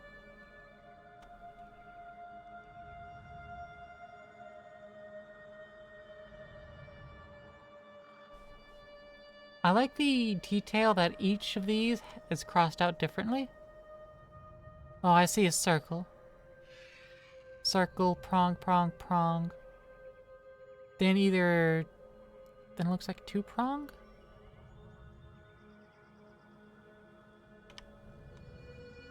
I mean, it kind of seems like I can piece it back together.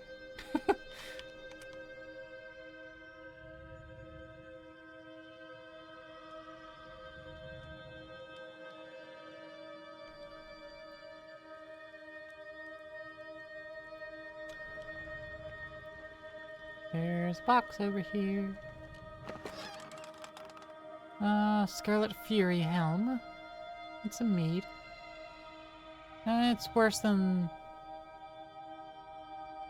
our head wrap. No, this is a head wrap, and it is worse than the Scarlet Fury helm. And worse than the Ceremony Finder. Yeah, so we'll just take it in the stash.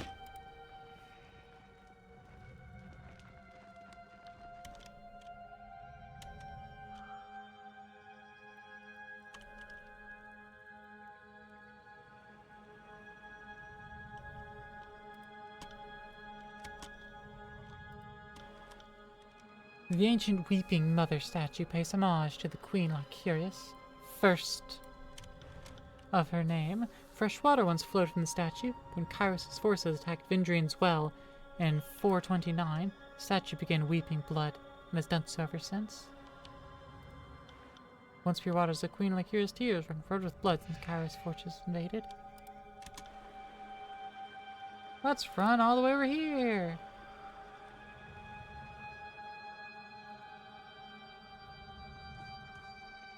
Because I didn't go south at all.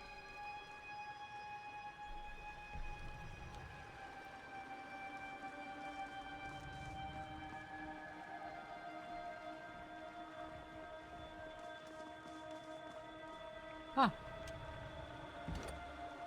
Use plus to increase speed in ally combat. Ah. Rope.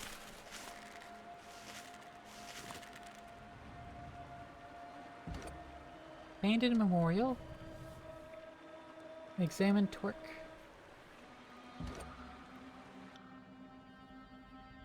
37 lore. My current lore is 33. If only I had a mushroom that gave me more lore.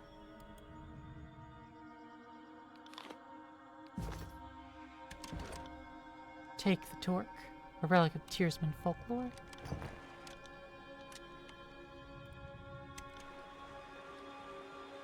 Can also do the spell component now. Oh, you're right. Yeah. Learn. Slightly increase the range of a spell. But only a little bit, just a smidge. Good thing I keep a torch in the wrench handy. Can't do that. And climbing up we go.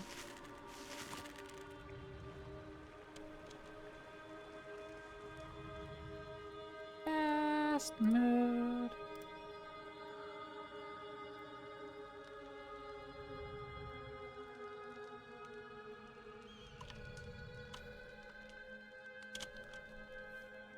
Slow mode.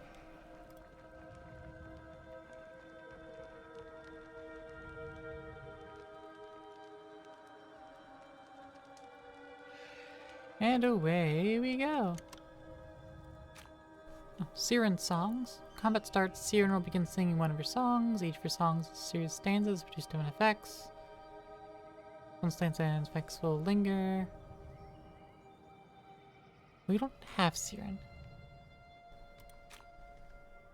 Because that's verse. Scored a crit at some point. Yay! Scroll that contains the image for a sigil of magic.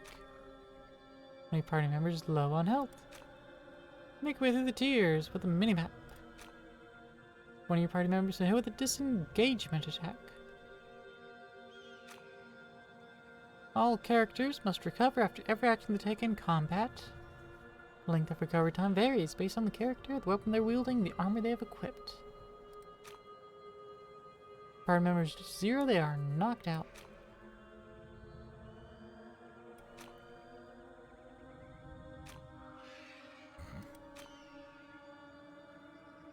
Woo! Level up! Lore and reactivity tips.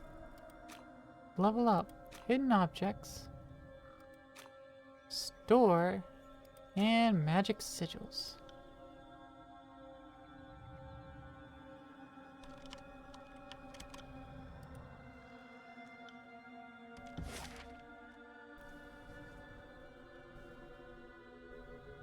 The Edgering Ruins?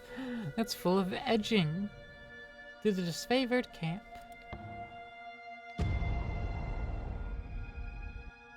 Can I upgrade my spells to new component? Nah. I don't want it.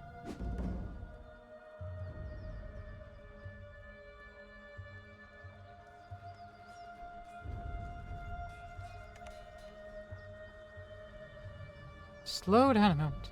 I know we're both eager to watch the Archon's bigger over tactics like a pair of magpies, but I need to ask you something first. What's that? The voices of Nerat told me that you've come as a mediator. Considering the source, well, I can't help but feel I'm only hearing half the story. So let's have it out. What's so special about you? I'm here to deliver an edict from Kairos. I'm actually tallying the expense of the siege. I have nothing to tell you. Why so suspicious? What else has the voices of Nerat told you? Did the voices of Nerat ask you to spy on me? Yeah, did they ask you to spy on me? At a loss for words, Burst regards you with momentary unease. Well, are you even surprised? He's the Archon of Secrets. Knowing in advance is his business. So is snatching up any advantage over Grave and Ash. Those two compete like a couple of new recruits for a spot around the fire. It's nothing nefarious. The Voices is just curious as why you're here. If you wanted to know more, you wouldn't be able to suss it out that easily. You would have sent one of the scarier peons in my stead.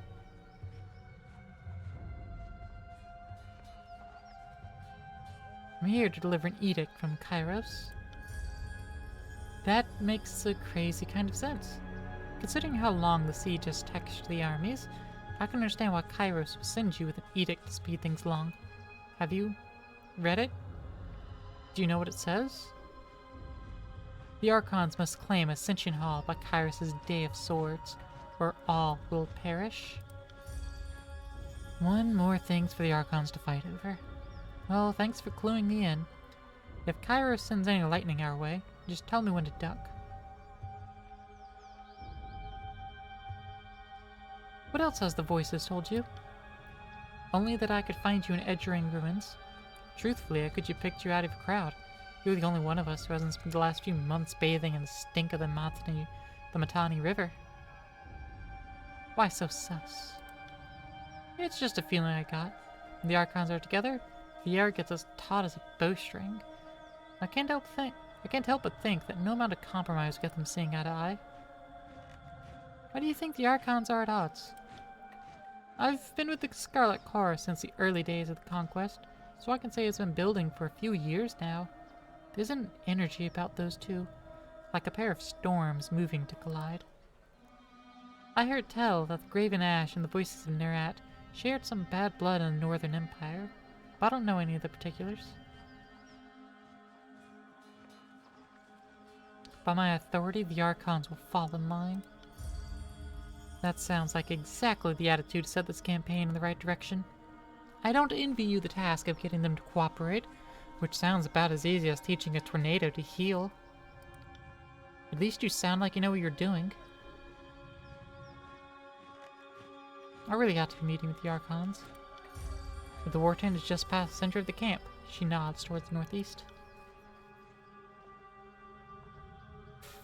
Loyalties too, 44% to tier 3. One last thing.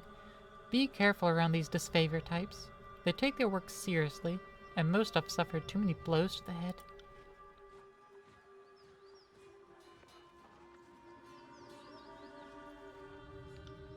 Still don't understand what I've done to offend. I respect that these are now disfavored lands, and I'm happy to give the Legion a proper toll, but she's going on about trading rights? What nonsense is that? I am not allowed to trade one thing for another? It's not like I'm selling weapons to angry peasants or anything of the sort. You're on disfavored land. These warriors have every right to kill you. You should be more thankful they're even listening to you speak. The Overlord regulates all trade. If you lack the proper permits, your goods are forfeit. Or gain average favor with disfavored by just, ignoring it. If you lack the proper permits, your goods are forfeit. A trade permit? Well, how was I mean, to whom would I speak for such a thing? Not us, and not our problem. Maybe march your butt to Bastard City and plead your case of Fortunon. But we'll lighten your burden and relieve you of your wares first. That should make the long trek a bit more bearable. Anything argued for Fortunon may be argued for me.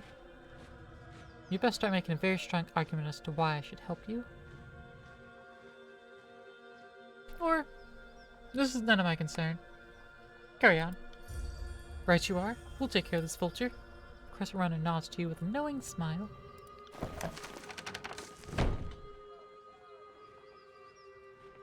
No dice. Aww. I can't do anything with that.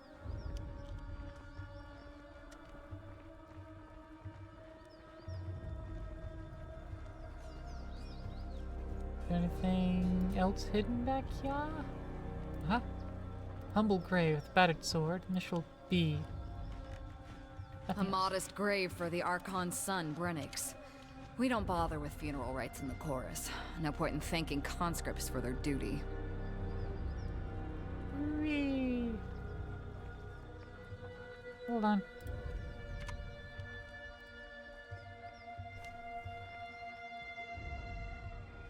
Well, look at you. Our gatecrasher from the court is still in one piece. The guard pounds his chest plate in salute. Welcome to disfavored camp. Always happy to have an honored ally pay us a visit. Graven Ash protects. That he does. The warrior nods in approval, then taps twice on the gate to signal your arrival. Be well, Fatebinder. Glory to Kairos.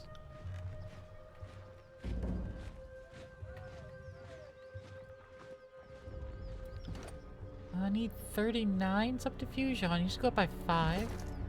I don't think I have a way of getting plus 5.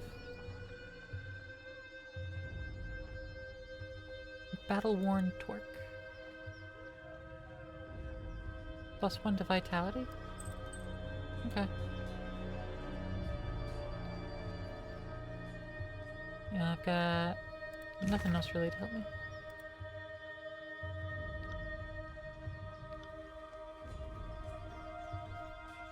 Reached lower to 25, range to 4 meters. So there's no, like, mana or anything? Oh. Okay, yeah, I'll add that.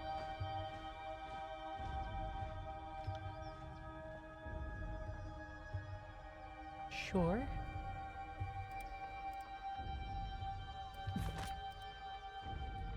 Yeah, I suppose there isn't a bar for it.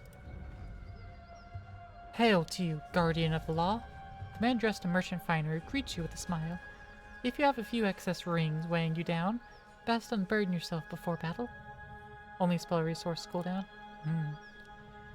You know that if the disfavored suffer a merchant in their camp, that must be a man selling only the finest provisions and armaments. He points to his collection of shields, rations, satchels, wineskins, and other sundries. Take a look and see if something interests you. Requirements not met.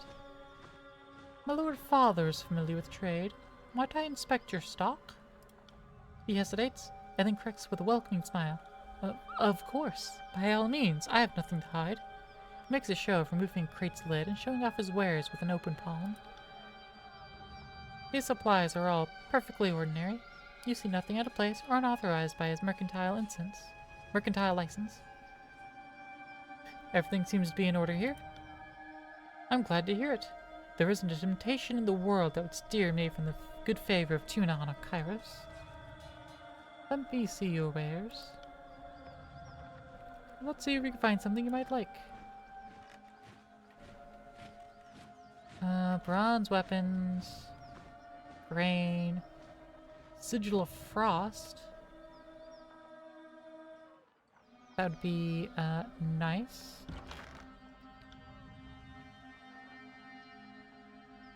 A lot of healing potions. Sell this head wrap. This bloodstone is worth a bit.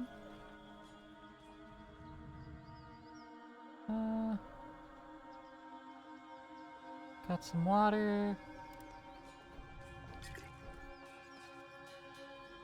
Then yeah, let's get rid of these creeps. Now I can buy the frost core. Thank you.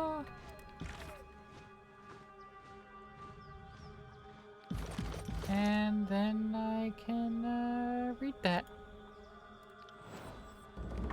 Learned a new spell core. Frost. Distant impact. And even further away. Lore skill of 40. Reaching grasp. But this is a 10-meter range. Yeah.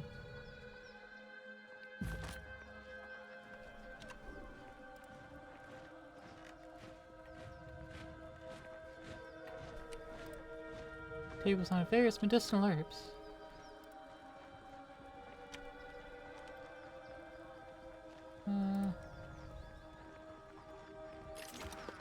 Box.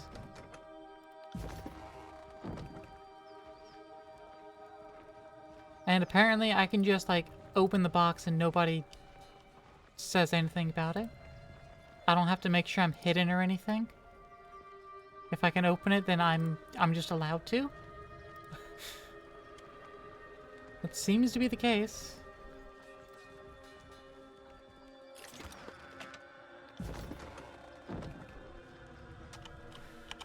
Nobody will stop me. Lesser sigil of strength. Nice.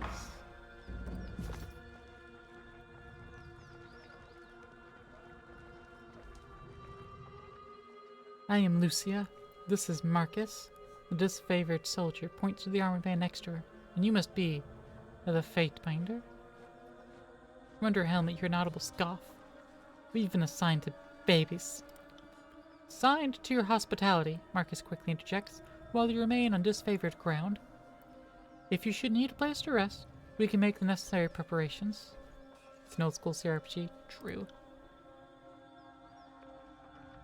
I don't meet the requirements of the first three. How have your skills fared in battle against the Oathbreakers, Marcus? Insufficient rep. Wait, is this all a ruse? Did Tunon send you to test the army's training and grit? Because I won't stand for it. Will you calm the fuck down, you tangled fishnet of nerves? This is after how many head wounds you took last week? Stop looking for enemies behind every shadow. I guarantee you'll be disappointed. Lucia, tell me about yourself. I do this, she unenthusiastically lifts up her heavy shield, and I do this. She mockingly stabs at the air with her spear.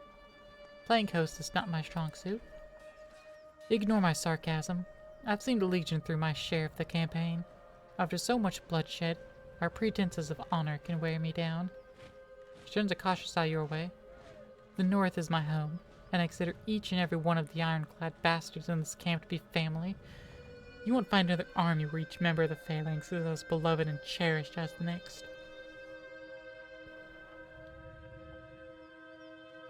Marcus, tell me about yourself. I'm not sure there's much to tell you. I trained at Fort Resolution. This is my first campaign, and I'm proud to be with the Legion. I was wounded at the Gates of Judgment, but Graven Ash's protection mended me good. I owe my life to him. Are you bragging they let your guard down and took a spear to the gut? You really shouldn't boast about a filthy tearsman besting you in battle. Lucia rolls her eyes. You're just bitter that Lord Ash never seems to notice you. In all seriousness, I would take that spear again if it brought honor to the disfavored. Kairos knows we could use it.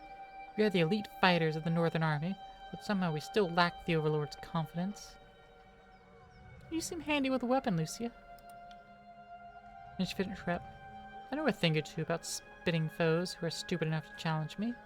What of it? Easy, Lucia. We don't punish curiosity here. You don't need to flap the handle on the basis of a simple reflection. They train us well, Fatebinder. The Archon makes sure that our potential is realized before we reach battle, so most of us keep a cool head when we see any action. Looks at Lucy with a frown. Most of us, as I said. What's it like serving with the disfavored? In spite of our name, the Legion commands more honor than any military on the face of Terratus. Unlike the Chorus, there's tradition, discipline, teamwork, and unity of purpose. Marcus looks out across the camp. There aren't many of us, but it's better that way. We're a tightly knit family bound together by trust and glory. Accurate enough, Lucius shrugs. After seeing the disunity and bickering of the younger realm defenders, I feel lucky to be in the most agreeable legion of Kairos' host, even if we're not always the most efficient. If the legion boasts so much honor, why are they disfavored? I'm afraid that isn't for me to say.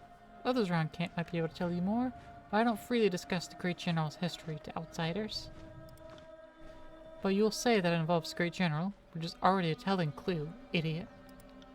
Drat. At least the Iron Marshal isn't within earshot, or I'd be washing my mouth out with wormwood. Okay, thanks. Farewell. The only good Oathbreaker is a flayed Oathbreaker, no matter what the chorus says. Oh yeah, back.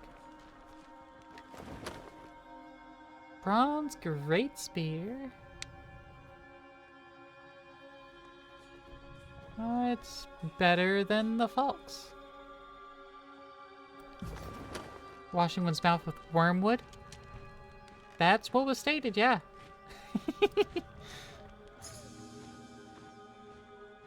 How'd you take a look at that?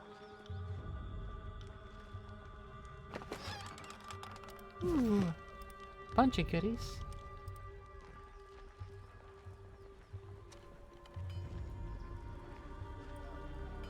More goodies over here. Bronze Tower Shield. You have wormwood? Do you like wormwood? You would never be able to do that. Magician's mantle and light leather boots.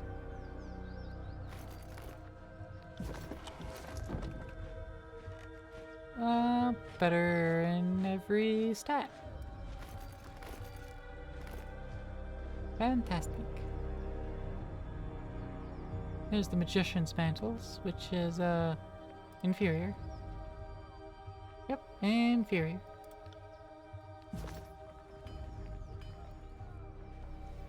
Isotanus curses the air as a blade of thin iron breaks in half beneath his hammer.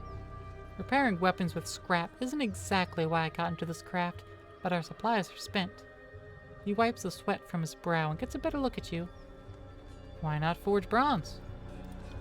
Bronze will do in a pinch, don't get me wrong. It can take a beating and get bent back into shape, unlike the stubborn iron we have here. He glances at the pile of his work with dread, and we always have plenty of tin and copper lying around, so supplies aren't the problem. Wormwood is extremely bitter. That's what I was thinking. I can't do bitter. If I drink black tea, it needs to be decaf, or it needs to be so laden with sugar that I can't taste the bitter. And even then, I can taste the bitter. It's just the sugar makes it palatable to me. Super taster? Yeah, pretty sure. Caffeine. Bitter. Ugh.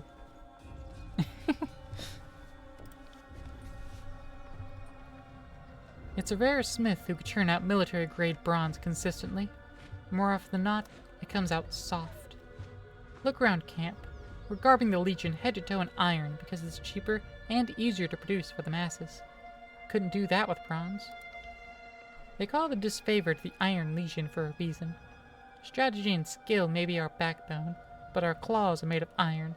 The good stuff that comes from the smiths in Lithian's Crossing. You're welcome. You mentioned an iron shortage? I'm afraid so. The last shipment sent down the Matani went missing near Ekokal Crossing, and I'm afraid we won't be seeing any more now that the valley is sealed. Forge-bound iron is Tunon's responsibility. Why is this the first I'm hearing of it? Keep your voice down. Isotanus flinches and lowers his own. Graven Ash doesn't want to cause a panic or pass any information to the Vendrian Guard. Best case scenario, the iron tumbled off a boat and is rusting on a riverbed. Worst case, it ends up in enemy hands. If I find myself an echo call, I suppose I can keep an eye out.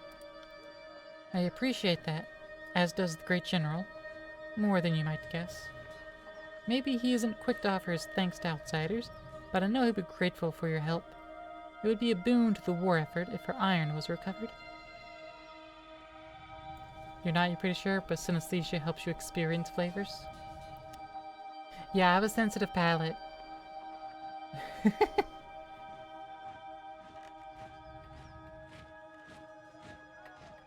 You can trust me to handle this.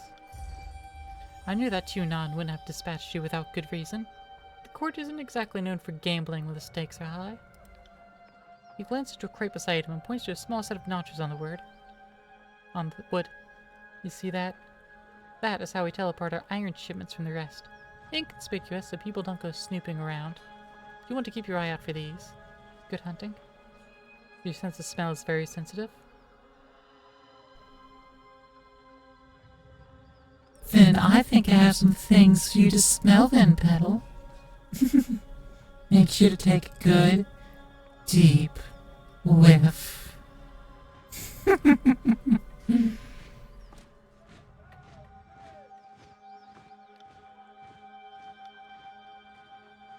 Oathbound dagger.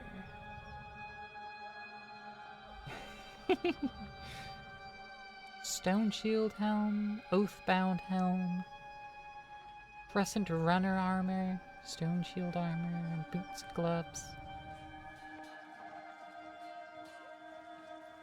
Interesting.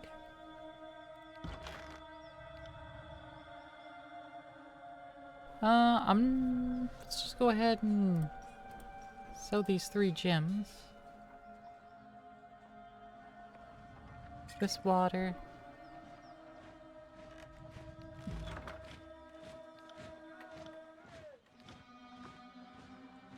There's nothing I really want to buy. And it's all very expensive, too. So I'll just take my money and go.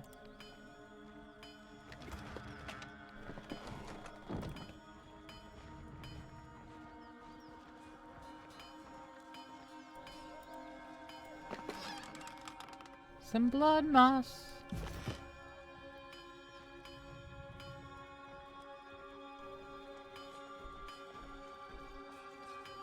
Okay. I think that's all the interactions I can really do at the moment. Oh, Sterling Hagnon.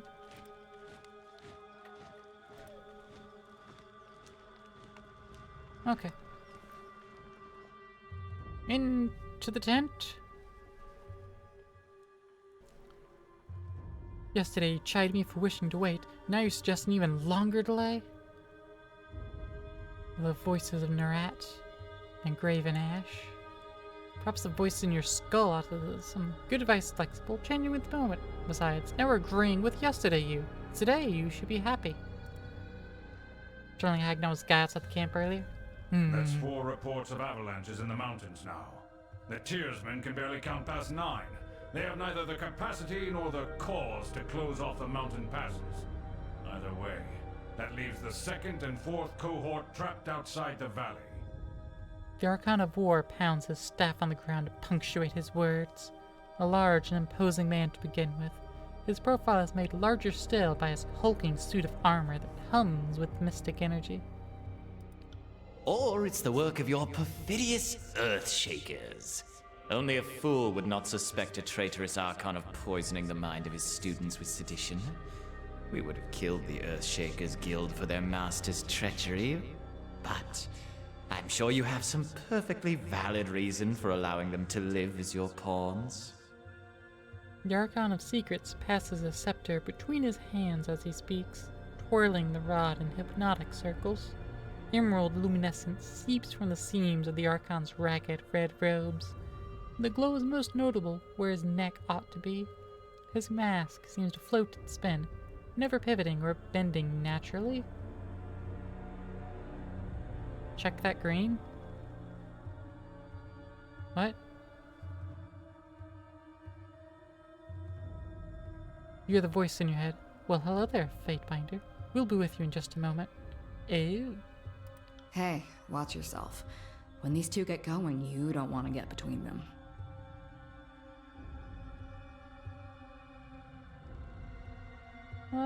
He had mentioned to wait, so I'll remain silent. I always know you've run out of things to say when you resort to mocking my vassals. If we are to speak of treachery, why is it that my scouts see the Scarlet Chorus warriors defecting back to the Vendrian Guard? Your fearsome reputation has gone flaccid, for it seems you cannot control your soldiers, or perhaps you simply choose not to. My lords, the Fatebinder has arrived. The disfavored commander raises her voice, trying with little success to speak over the Archons. Perhaps we could table this discussion and let our guest speak? Speaking of strategic failures, who was it that insisted the valley would need only a token garrison? For some strange reason, we can't seem to recall which balding half-wit grossly underestimated the enemy. Thoughts? The Archon of Secrets twirls his scepter in a twisting loop, his leather-wrapped hands flipping the heavy rod with an effortless flow. Can you hear us, Fatebinder? Cough if we have your attention. Cough audibly. And I thought you had left agents within these Tearsmen when they surrendered. Thanks for the water. Either you failed to see this coming, or you knew and let it happen. Incompetent or in cahoots, either way, this mess has your filthy stink all over it. The Archon of War lurches forward, resting his weight on his war maul as blue luminescence crackles around his armor. We look forward to seeing you explain to Tunon why the Archon of War could not close the vice on this trivial little insurgency. When we are crowned the ruler of the Tears, we shall have this place renamed to Ash's Folly in your honor. The voice of Nerat tosses his scepter into the air, catching it as it descends back down. Good, good. Now pay attention, you might miss something.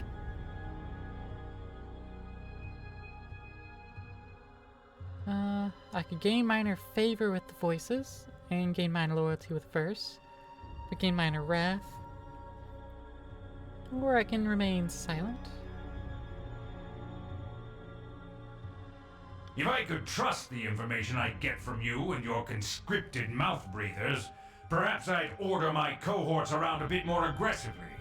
But last time I trusted your all-clear report, my troops failed to come home.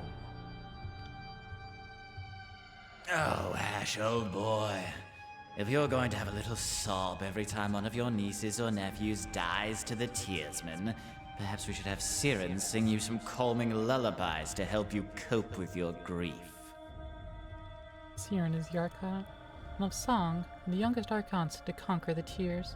Young and inexperienced, Siren is sworn to the voices of Nerat, who uses her powers of charm and manipulation to swell the ranks of the Scarlet Chorus with volunteers. The Archon flips the scepter 3 times around, humming gleefully. Take care that you don't learn too much, Fatebinder. An excess of knowledge, of curiosity even, can earn unwanted attention.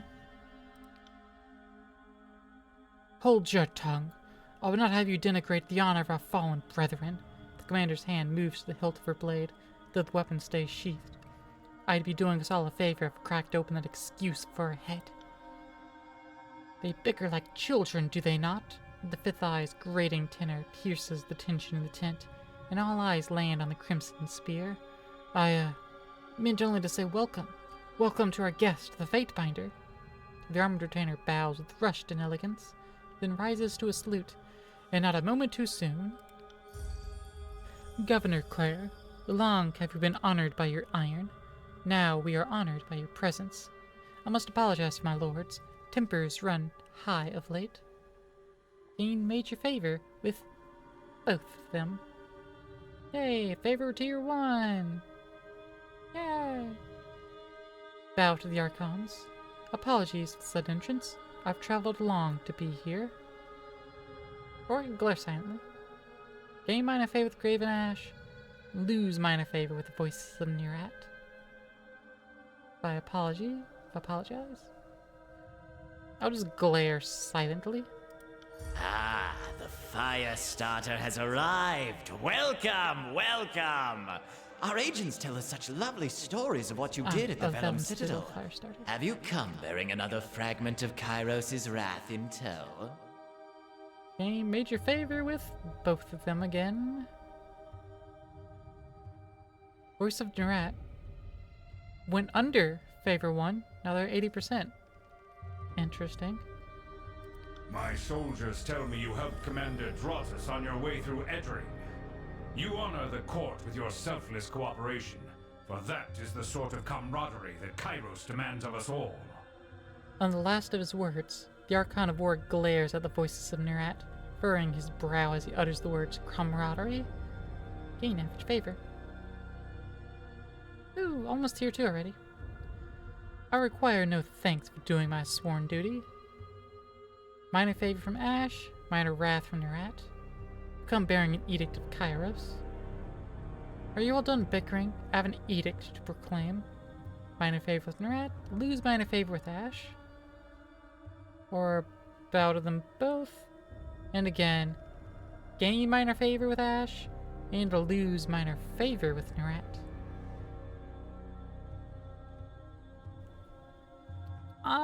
I can afford to lose a little bit here. Or I could just say I just come bearing an edict and gain neither.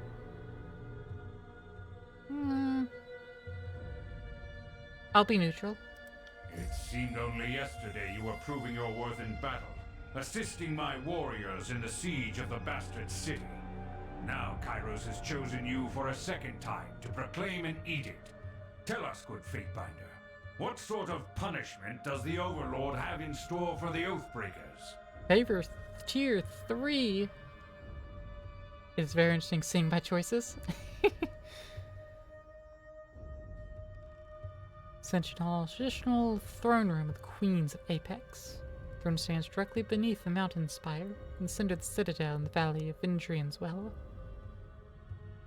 Day of Swords, the 26th of every month or span, is Kairos' day. Day of holiday and rest for all within the Overlord's empire. Each Kairos' day is the last day of its span and is referred to by the span's name. Kairos' Day of Swords, therefore, is the 26th day of the span of swords. Seems you need some encouragement to work together. Kairos' edict will end the lives of everyone in this valley unless Ascension Hall is claimed by Kairos' Day of Swords. In honor of your incompetence and disarray, the edict will execute every living thing in this valley unless Ascension Hall is taken by Kairos' Day of Swords. I can take a little bit of wrath there and gain favor with Nerat. The earth sways with each word you utter, the air thickening with warmth as you pronounce the tersely phrased commandment, its every syllable drafted by the hand of Kairos. With the edict proclaimed, your pulse quickens, and the muscles in your legs, worn from a long trip down the mountains, feel renewed, the tired limbs now nearly buoyant with vigor.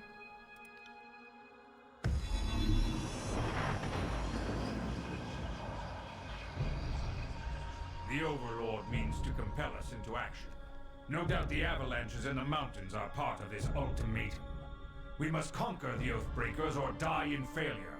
There is no room for error, and no other way out of this valley alive. We'll need to advance across the Matani. We lose everything if we stand still. And we move to back up Plan Green. The Earthshakers didn't make it over the mountain in time. So we do this the hard way. Over the walls instead of through. The Archon of War taps a finger to his temple. A low rumble escapes from under his beard. So you found your backbone at last! Oh, we were worried past humiliations would make you soft, timid. That was a record for you, right? A baker's dozen lost in one sortie. If you had waited for the chorus reinforcements, maybe we'd have eyes and ears on the matter. The Archon of Secrets passes his scepter from one hand to the next, chuckling softly with each toss. You hear the voices in your head. Watch him squirm. So many tears over replaceable, expendable, useless soldiers. I miss the old Archon of War. You'd never see Blood Echo in a blubbering mess over a few dead killers. He'd used the knuckle bones of his best disciples for jewelry. He even made a breastplate out of his dead brother's ribcage, because that's how a real man deals with grief. Are you too daft? It's your indecision and bickering that necessitated this edict. Learn to work together, or we're all doomed. You call it the Archon of Secrets, but certainly don't seem to know anything remotely useful. No. Yeah, are you too daft? Daft? That brings my Only tier 2. fools hate their lives enough to insult our intellect. But, our dear Binder, your invective is not without purpose. Each moment we waste, death by edict draws closer. Graven Ash, we leave you to tackle the river. The chorus will scour the outer valley. So that is what it takes to get you to agree to a plan of action. The threat of death? You place the Overlord in this position with your incessant arguments, but now we've actually agreed to do something. Kairos be praised. Our lives hang in the balance because you two bicker like children. Now go, solve this problem you've started. Gain minor wrath for both. No more sitting idle. I expect the disfavored to be on the march at once. Average wrath, Graven Ash, average favor from Nerat. Or voices of Nerat. I trust you are done acting the clown. We'll have you horde ready to march with all haste. Wrath from them, average favor with Graven Ash.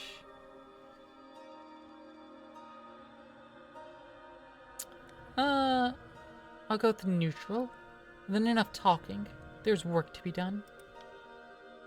My lord, Barrick, though you know him only by name, Barrick is the commander of the Stone Shield, well regarded by the disfavored High Command. Barrick and his band have been drilled on the Echo Call assault plan.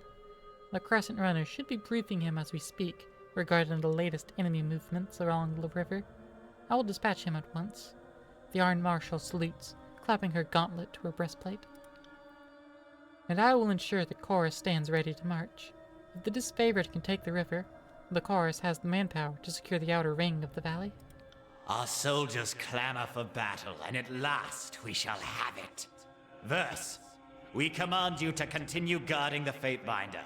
Tunon's chosen is our honored guest, and must be shown our finest hospitality. I won't let you down, boss. She'll get through the campaign in one piece, as long as she doesn't do anything too stupid. The Archon twirls his scepter one last time. Suit yourself, Fatebinder. The more you ignore us. What do you mean, the more I ignore you?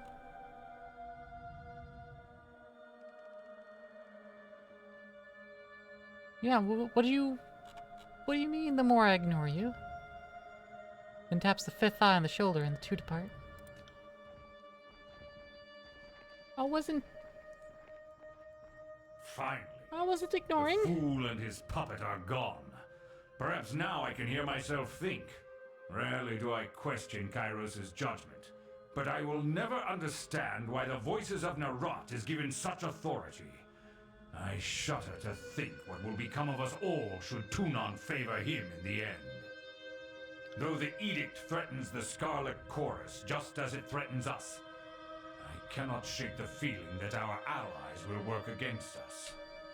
You've shown your worth in war, and your name has been known to the Legion since the very beginning of this long conquest. So I'd ask that you join us this one last time, to help us wrap up this last objective. If you wish to be counted amongst the glorious, speak with the Iron Marshal. She will direct the order of battle until we are ready for the final push into the Citadel. I'm short a few scouts, short a few soldiers, short a few everything. I'm sure my brethren would be grateful for the assistance of a skilled outsider. Be honored to help.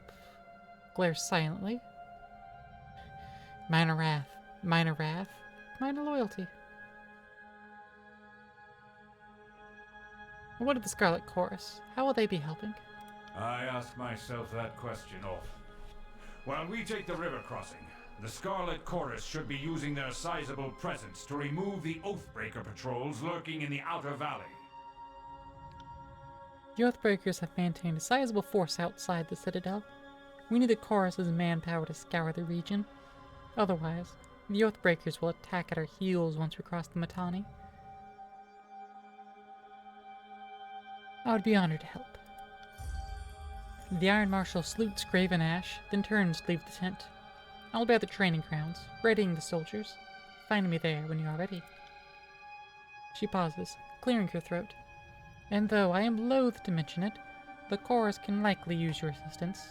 They certainly won't secure the outer valley on their own. Fifth Eye will be somewhere in that rat's nest they call a camp, due east.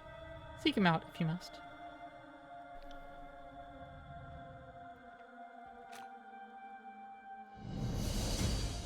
The Archon of War lets out a long sigh as he surveys the maps and models displayed about his desk. He glances over his shoulder, making brief eye contact with you, furrows his brow, and turns back to his contemplation. The first time you claimed an edict, you gave the enemy a suspicious amount of time to ready themselves. I chalk it up to excessive mercy for backwards people. But when the edict is against your kin, that order you follow to the letter. May we speak a moment? You have been a staunch ally of the disfavored since the Bastard City. I consider you our ally in the court. My mind is in a poor mood for banter, but if you wish a moment of my time, you may have it. What is on your mind?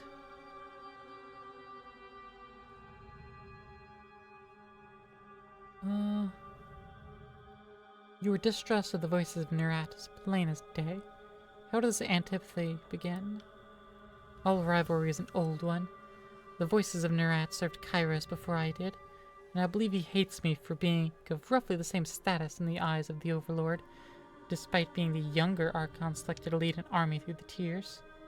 Archon furrows his brow, grumbling softly as stares. This war seems to have brought out the worst in us.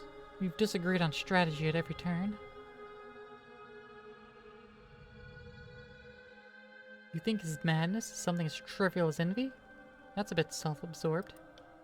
Perhaps, but I've seen the voices of Nerat denigrate me at every turn, especially in front of Tunon. We all know Tunon will one day select Nerat or I to rule, and know Nerat is trying very hard to take from me what I've rightfully earned.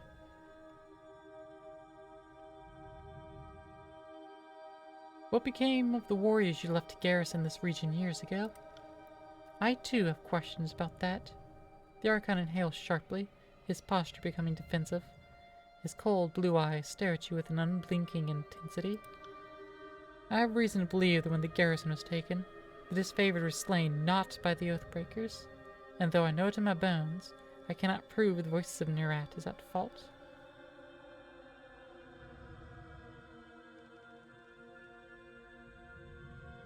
Well, what's your reason to believe such a thing? It is well known that I can protect my soldiers from harm even if they are beyond my sight. What is less known is that I sense every cut, every kill, every illness. No harm to my soldiers escapes my notice. Of the warriors posted at the Vindrian's Well Citadel, only 2 were slain in the uprising, but a few others died later, and horrible, painful magic was involved. My son was one of those who died under such unusual circumstances. For a second, the Archon trembles, his eyes widening with a faraway stare. The Tearsmen have customs against killing prisoners. I'd expect your warriors to be slain in the heat of battle, but not after. Do they? I suppose I'm guilty of paying little heed to what these hill folk believe. It makes it all the more troubling they died when they did. I need to consider what you have told me. Let us speak of something else. What can you tell me of Cairn, the late Archon of Stone? I should have known sooner his heart strayed from Kairos. I needed to split our forces, send him to Azure while I tackled Stalwart, but that was a mistake. Without me looming near, he must have felt free to live out his traitorous dreams. What became of the Earthshakers? Cairn's chief disciple Radix now speaks for the guild. It is true that my warriors are a bit apprehensive about our magical allies. Many suspect Cairn's treachery was taught to them. But I have vetted the guild, pruned whom I don't trust, kept those I can. Why do you think he turned against Kairos? Cairn only served us because death was the alternative. He did not admire the unity and progress that Kairos brings. While I suspect Chorus agents may have whispered treachery in Cairn's ear, I think it was wholly possible Cairn fell into disloyalty by his own volition. Let us speak of something else. The regiment here is small, even by disfavored standards. This conquest has us spread thin. Every league we conquer must be held. I issued the call to the assembly, but most of the cohorts remain trapped across the mountains. No bother. Won't be the first time I've had to do much with a little. Why conquering a few lowly Tearsmen is so impossible a task? Graven Ash, favor 1. The Archon lets out a long sigh, glaring at you with a furrowed brow. It is not for lack of trying.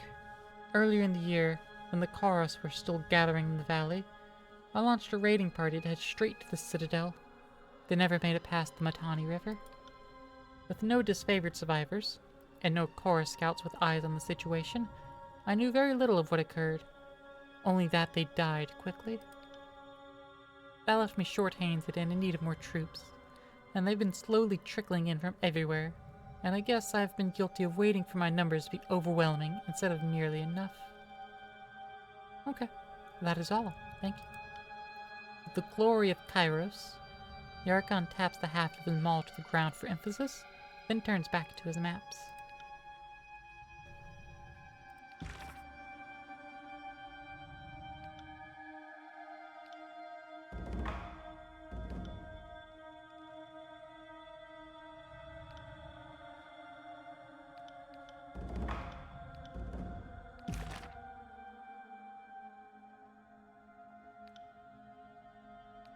Intensity. Okay, make it more intense, but then I won't be able to cast it. And I'll upgrade it to more damage, but again, I won't be able to cast it.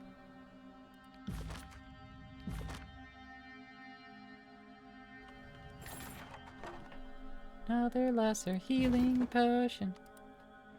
It's all in the reflexes. On it.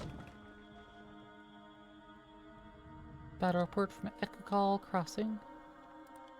I'm not gonna read it.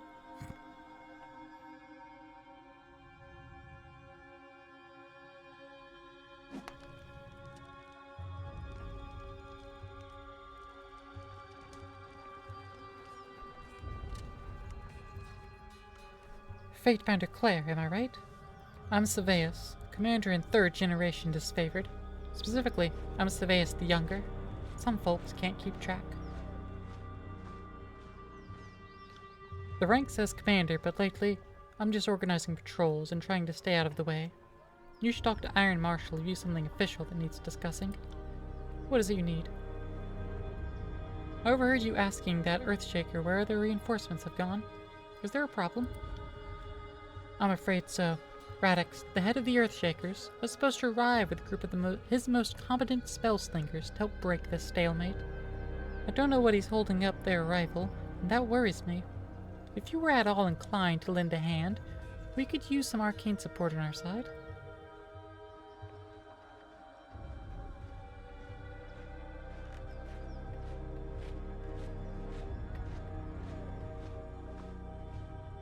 Sounds terrible, but I have other matters to consider first. And here I was, under the mistaken impression you had come to break the siege. I won't make that mistake again.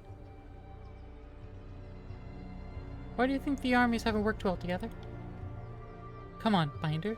Seems like asking why beasts stink. The disfavored are only too eager to deliver Kairos' peace to the Tears, while the Scarlet Chorus brings only mayhem in their wake. You can tell me the Voices of Nerat has a plan, and I'll take your word for it. But the Chorus sure seems to blunder around, never moving with purpose as we do. I wonder if you've been fighting the same war, soldier. I've seen Ash yank his precious soldiers away from more battles than he's won. If you want to call that progress, be my guest. Unless we find a way to work as one, I fear that the Scarlet Chorus will step in front of Graven Ash's strategies at every turn. As far as I'm concerned, it seems like the Voices of Nerat is here to amuse himself, while the rest of us are here to do our job. Why do you think the siege has delayed for so long? It should have been over real quick and simple. The first cohort arrived in the valley and went right for the kill. That was before we knew the Vendrian Guard had sages and that water witch on their side. A bigger problem is the Scarlet Chorus. They eagerly conscript the Vendrian Guard, but I have no proof of this. But it seems they do very little to keep a watchful eye on these drafted Tearsmen. They are often sent out on patrol, and we suspect they use that opportunity to escape back to the Vendrian Guard. Every chorus conscript has a choice: life under Kairos, or death under the army's boots. By all means, feel free to cut down those who choose the latter. We won't be offended. Just so we don't mistake each other, I know what I'm saying carries an implication of treachery. I'm not making a formal accusation before Tunan's agent. I'm just voicing my gut opinion on the matter. Well then tell me about yourself, Saveus. Not much to tell. My father was Saveus the Elder. His father was Saveus the First of his name, led drillmaster of Ash's first Iron Guard, back when they were the Bronze Guard. I was born into the Legion and, with any hope, I'll die in the Legion. The rest you will hopefully hear about when the storytellers immortalize me. He was key in the Bronze Guard? So your family must have been with Ash since before he was with Kairos. Aye, you know your history. Saveus nods with gusto. The blood goes back that far. Not the memories, as I only ever knew my father. My grandfather was just a legend. One of Ash's best warriors back for the disfavored were reforged in iron. I'm proud of my heritage, but I try not to brag. There are folks who love the Legion every bit as much as I do, but they lack the same pedigree. You should be proud of your pedigree. Thanks, but I try not to think about it too fondly. If anything, every time I screw something up, I wish I wasn't dragging the family name through the mud along with me. Farewell.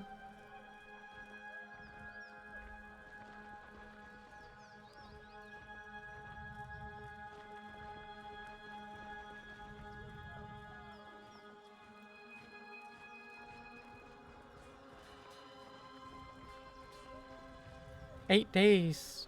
Oh, jeez, you do not have long. Don't just coddle the impact. Push back with your shield. Take the momentum. Iron Marshal Arenios, field commander of the disfavored, pounds her fist in the air as she calls out to the warriors in the training field. I set eyes on your opponent's waistline. If you spend more than a glance checking his footwork, you've lost. How are your warriors reacting to the edict? Pale golden circuit. Judging from your uniform, this is the Iron Marshal Arenios, first among equals in the Iron Guard, Graven Ash's inner circle of trusted followers, charged with being the duties of leadership, logistics, and training. There was rarely a quiet day with the second in command of the disfavored legion. Kairos' ultimatum has the camp on edge, some with dread, but most are rife with anticipation. She points to the men sparring in the field. We have a lot of brothers and sisters to avenge, and the warriors are eager to take out some aggression. I, for one, choose to see the edict as a blessing, for it forces the generals to act, and we're long overdue. I want to see if I can break the siege first. How about the missing Earthshakers? I could lend a hand. Could you? I knew that Shunon's agent wouldn't fail us in time of need. I marked the last known site of our Earthshaker reinforcement map. Good hunting, Fatebinder.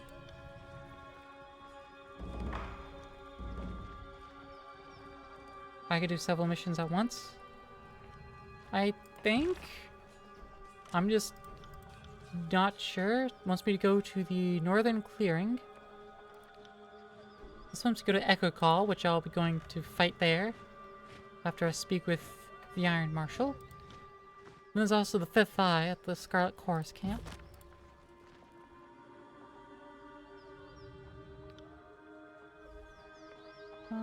Who's the strongest warrior in your cohort?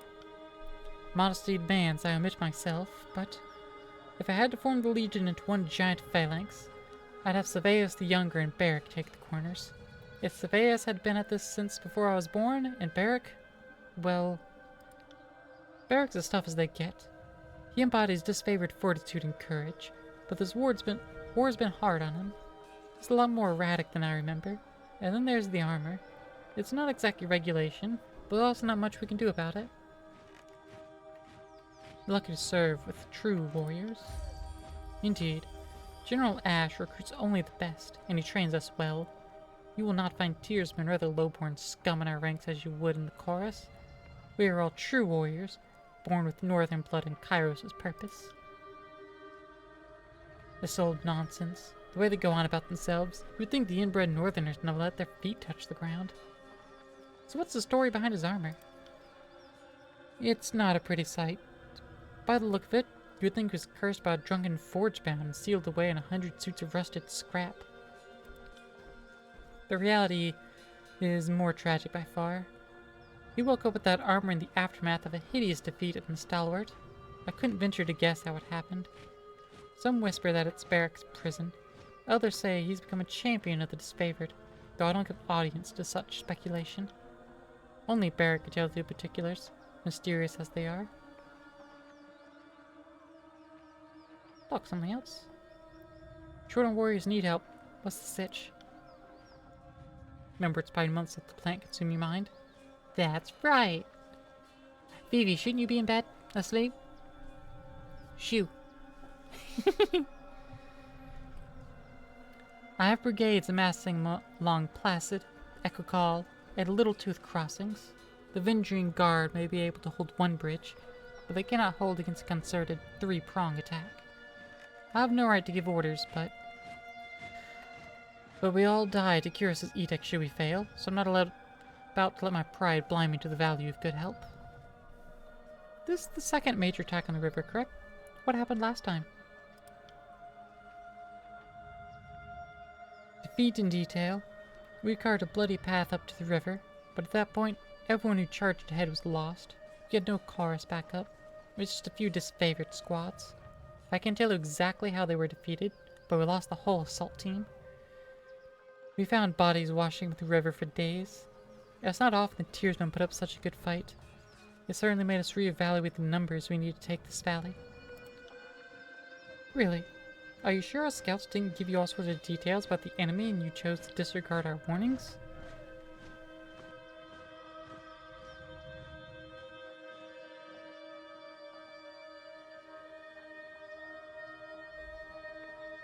I'm sure the disfavor would have heeded any such advice. Maybe the next time won't be so forthcoming. Let's see how many of your precious northern stocks survive this war without our intelligence to back them up. Don't test me, Fury. This sort of talk gets us nowhere. What's the value of the crossing? We can't just march from here to the Citadel with Venger and Guard manning the riverbanks.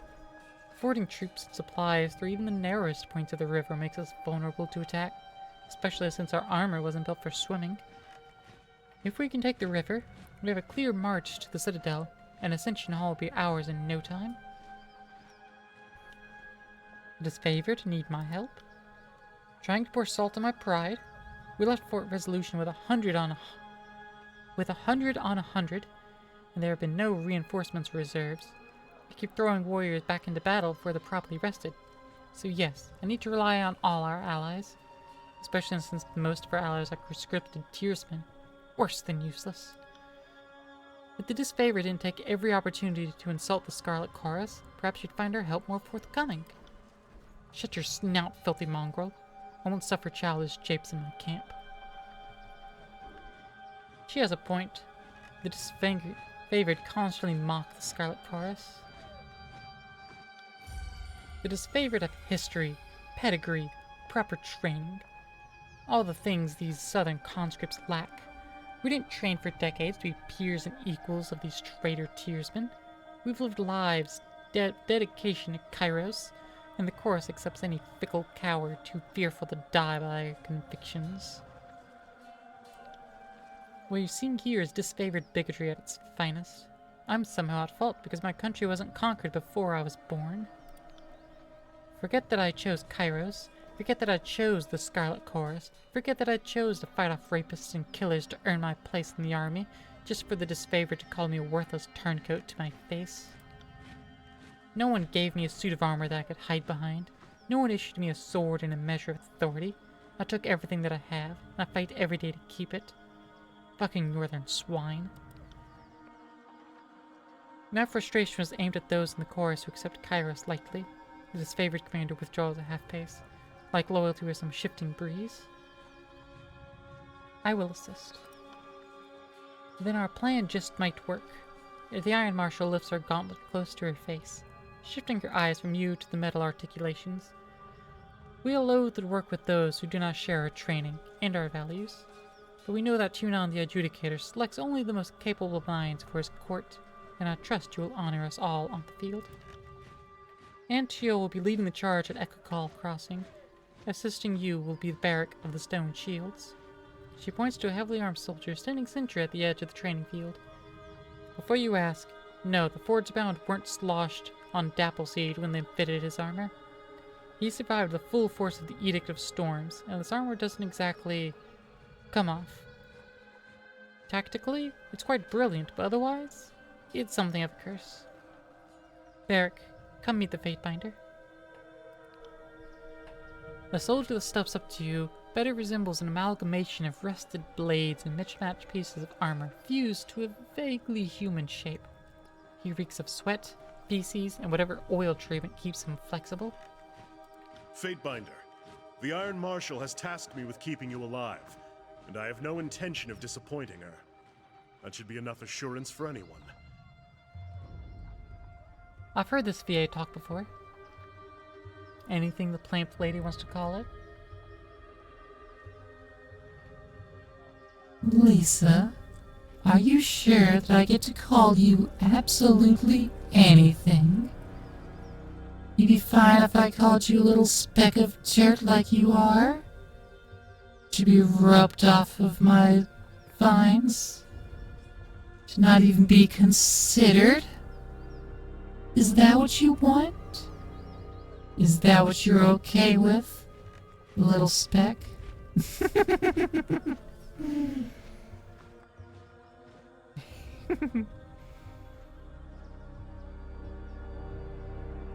Likewise, good binder. the soldier heaves a heavy iron arm into a salute, his whole body clanging as he wraps his gauntlet against the twisted sheets of metal that form his breastplate. Beric, is that you under there? I had no idea you were in Vendrian's well. Fatebinder, do you know this walking anchor? I know him as well as I knew anyone during the conquest. That can change. When the tiers are fully under our command, I'll take you to whatever passes for a watering hole in this forsaken country. We'll drink the local swill to honor the fallen. Forget the fallen. I know a great brothel in Lethian's Crossing where we can watch something rise, then fall, then rise again. The Fatebinder will be joining us for the push across the river. I figured an extra hand might help. More importantly, if my worries come true, and the chorus tries to impede the mission, we will have an observer from the court on our side. Better to work with the honorable binder than some chorus children. He nods to you, his armor creaking as he bends his neck. I asked that Beric accompany you there to arbitrate the cooperation between his company and the Scarlet Chorus. Beric, you've been without a cohort since the last Battle of Stalwart. It's time we give you a task more worthy than hauling wagons and leading training drills. She plants her hands on her hips and speaks in clipped official terms. Ash has assigned you to the Fatebinder's service.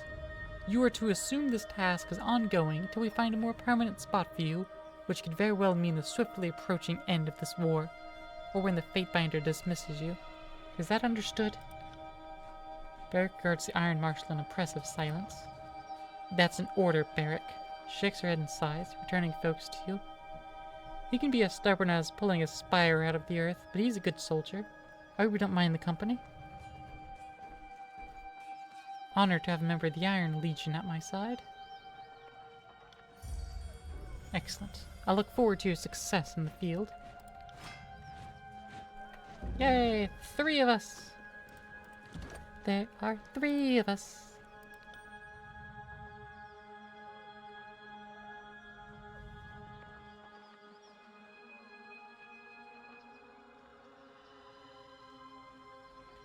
Let's increase his defense.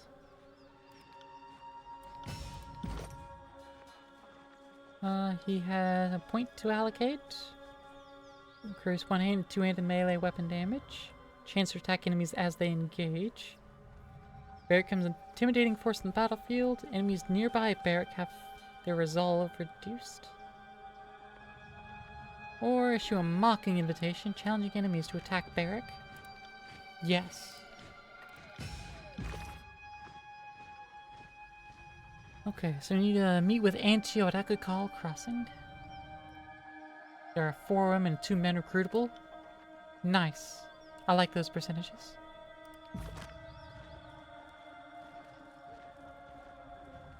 I can't just like speak directly with them though, looks like. Right.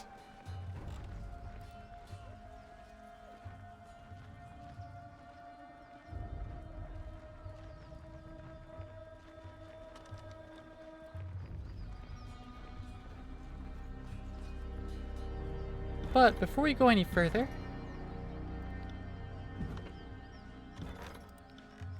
it is the end of stream time.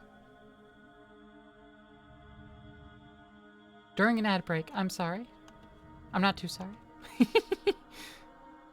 I'm a little bit sorry. May or may not be a seed. Lisa, you're much more than just a seed petal. You're already a floret and you just don't even know it. You are so overwhelmingly cooked, so thoroughly. Thank you for the watering.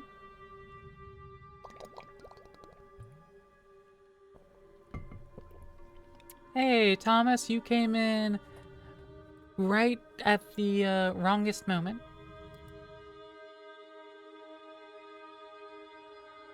Because it is time. You haven't signed anything. That's what you think.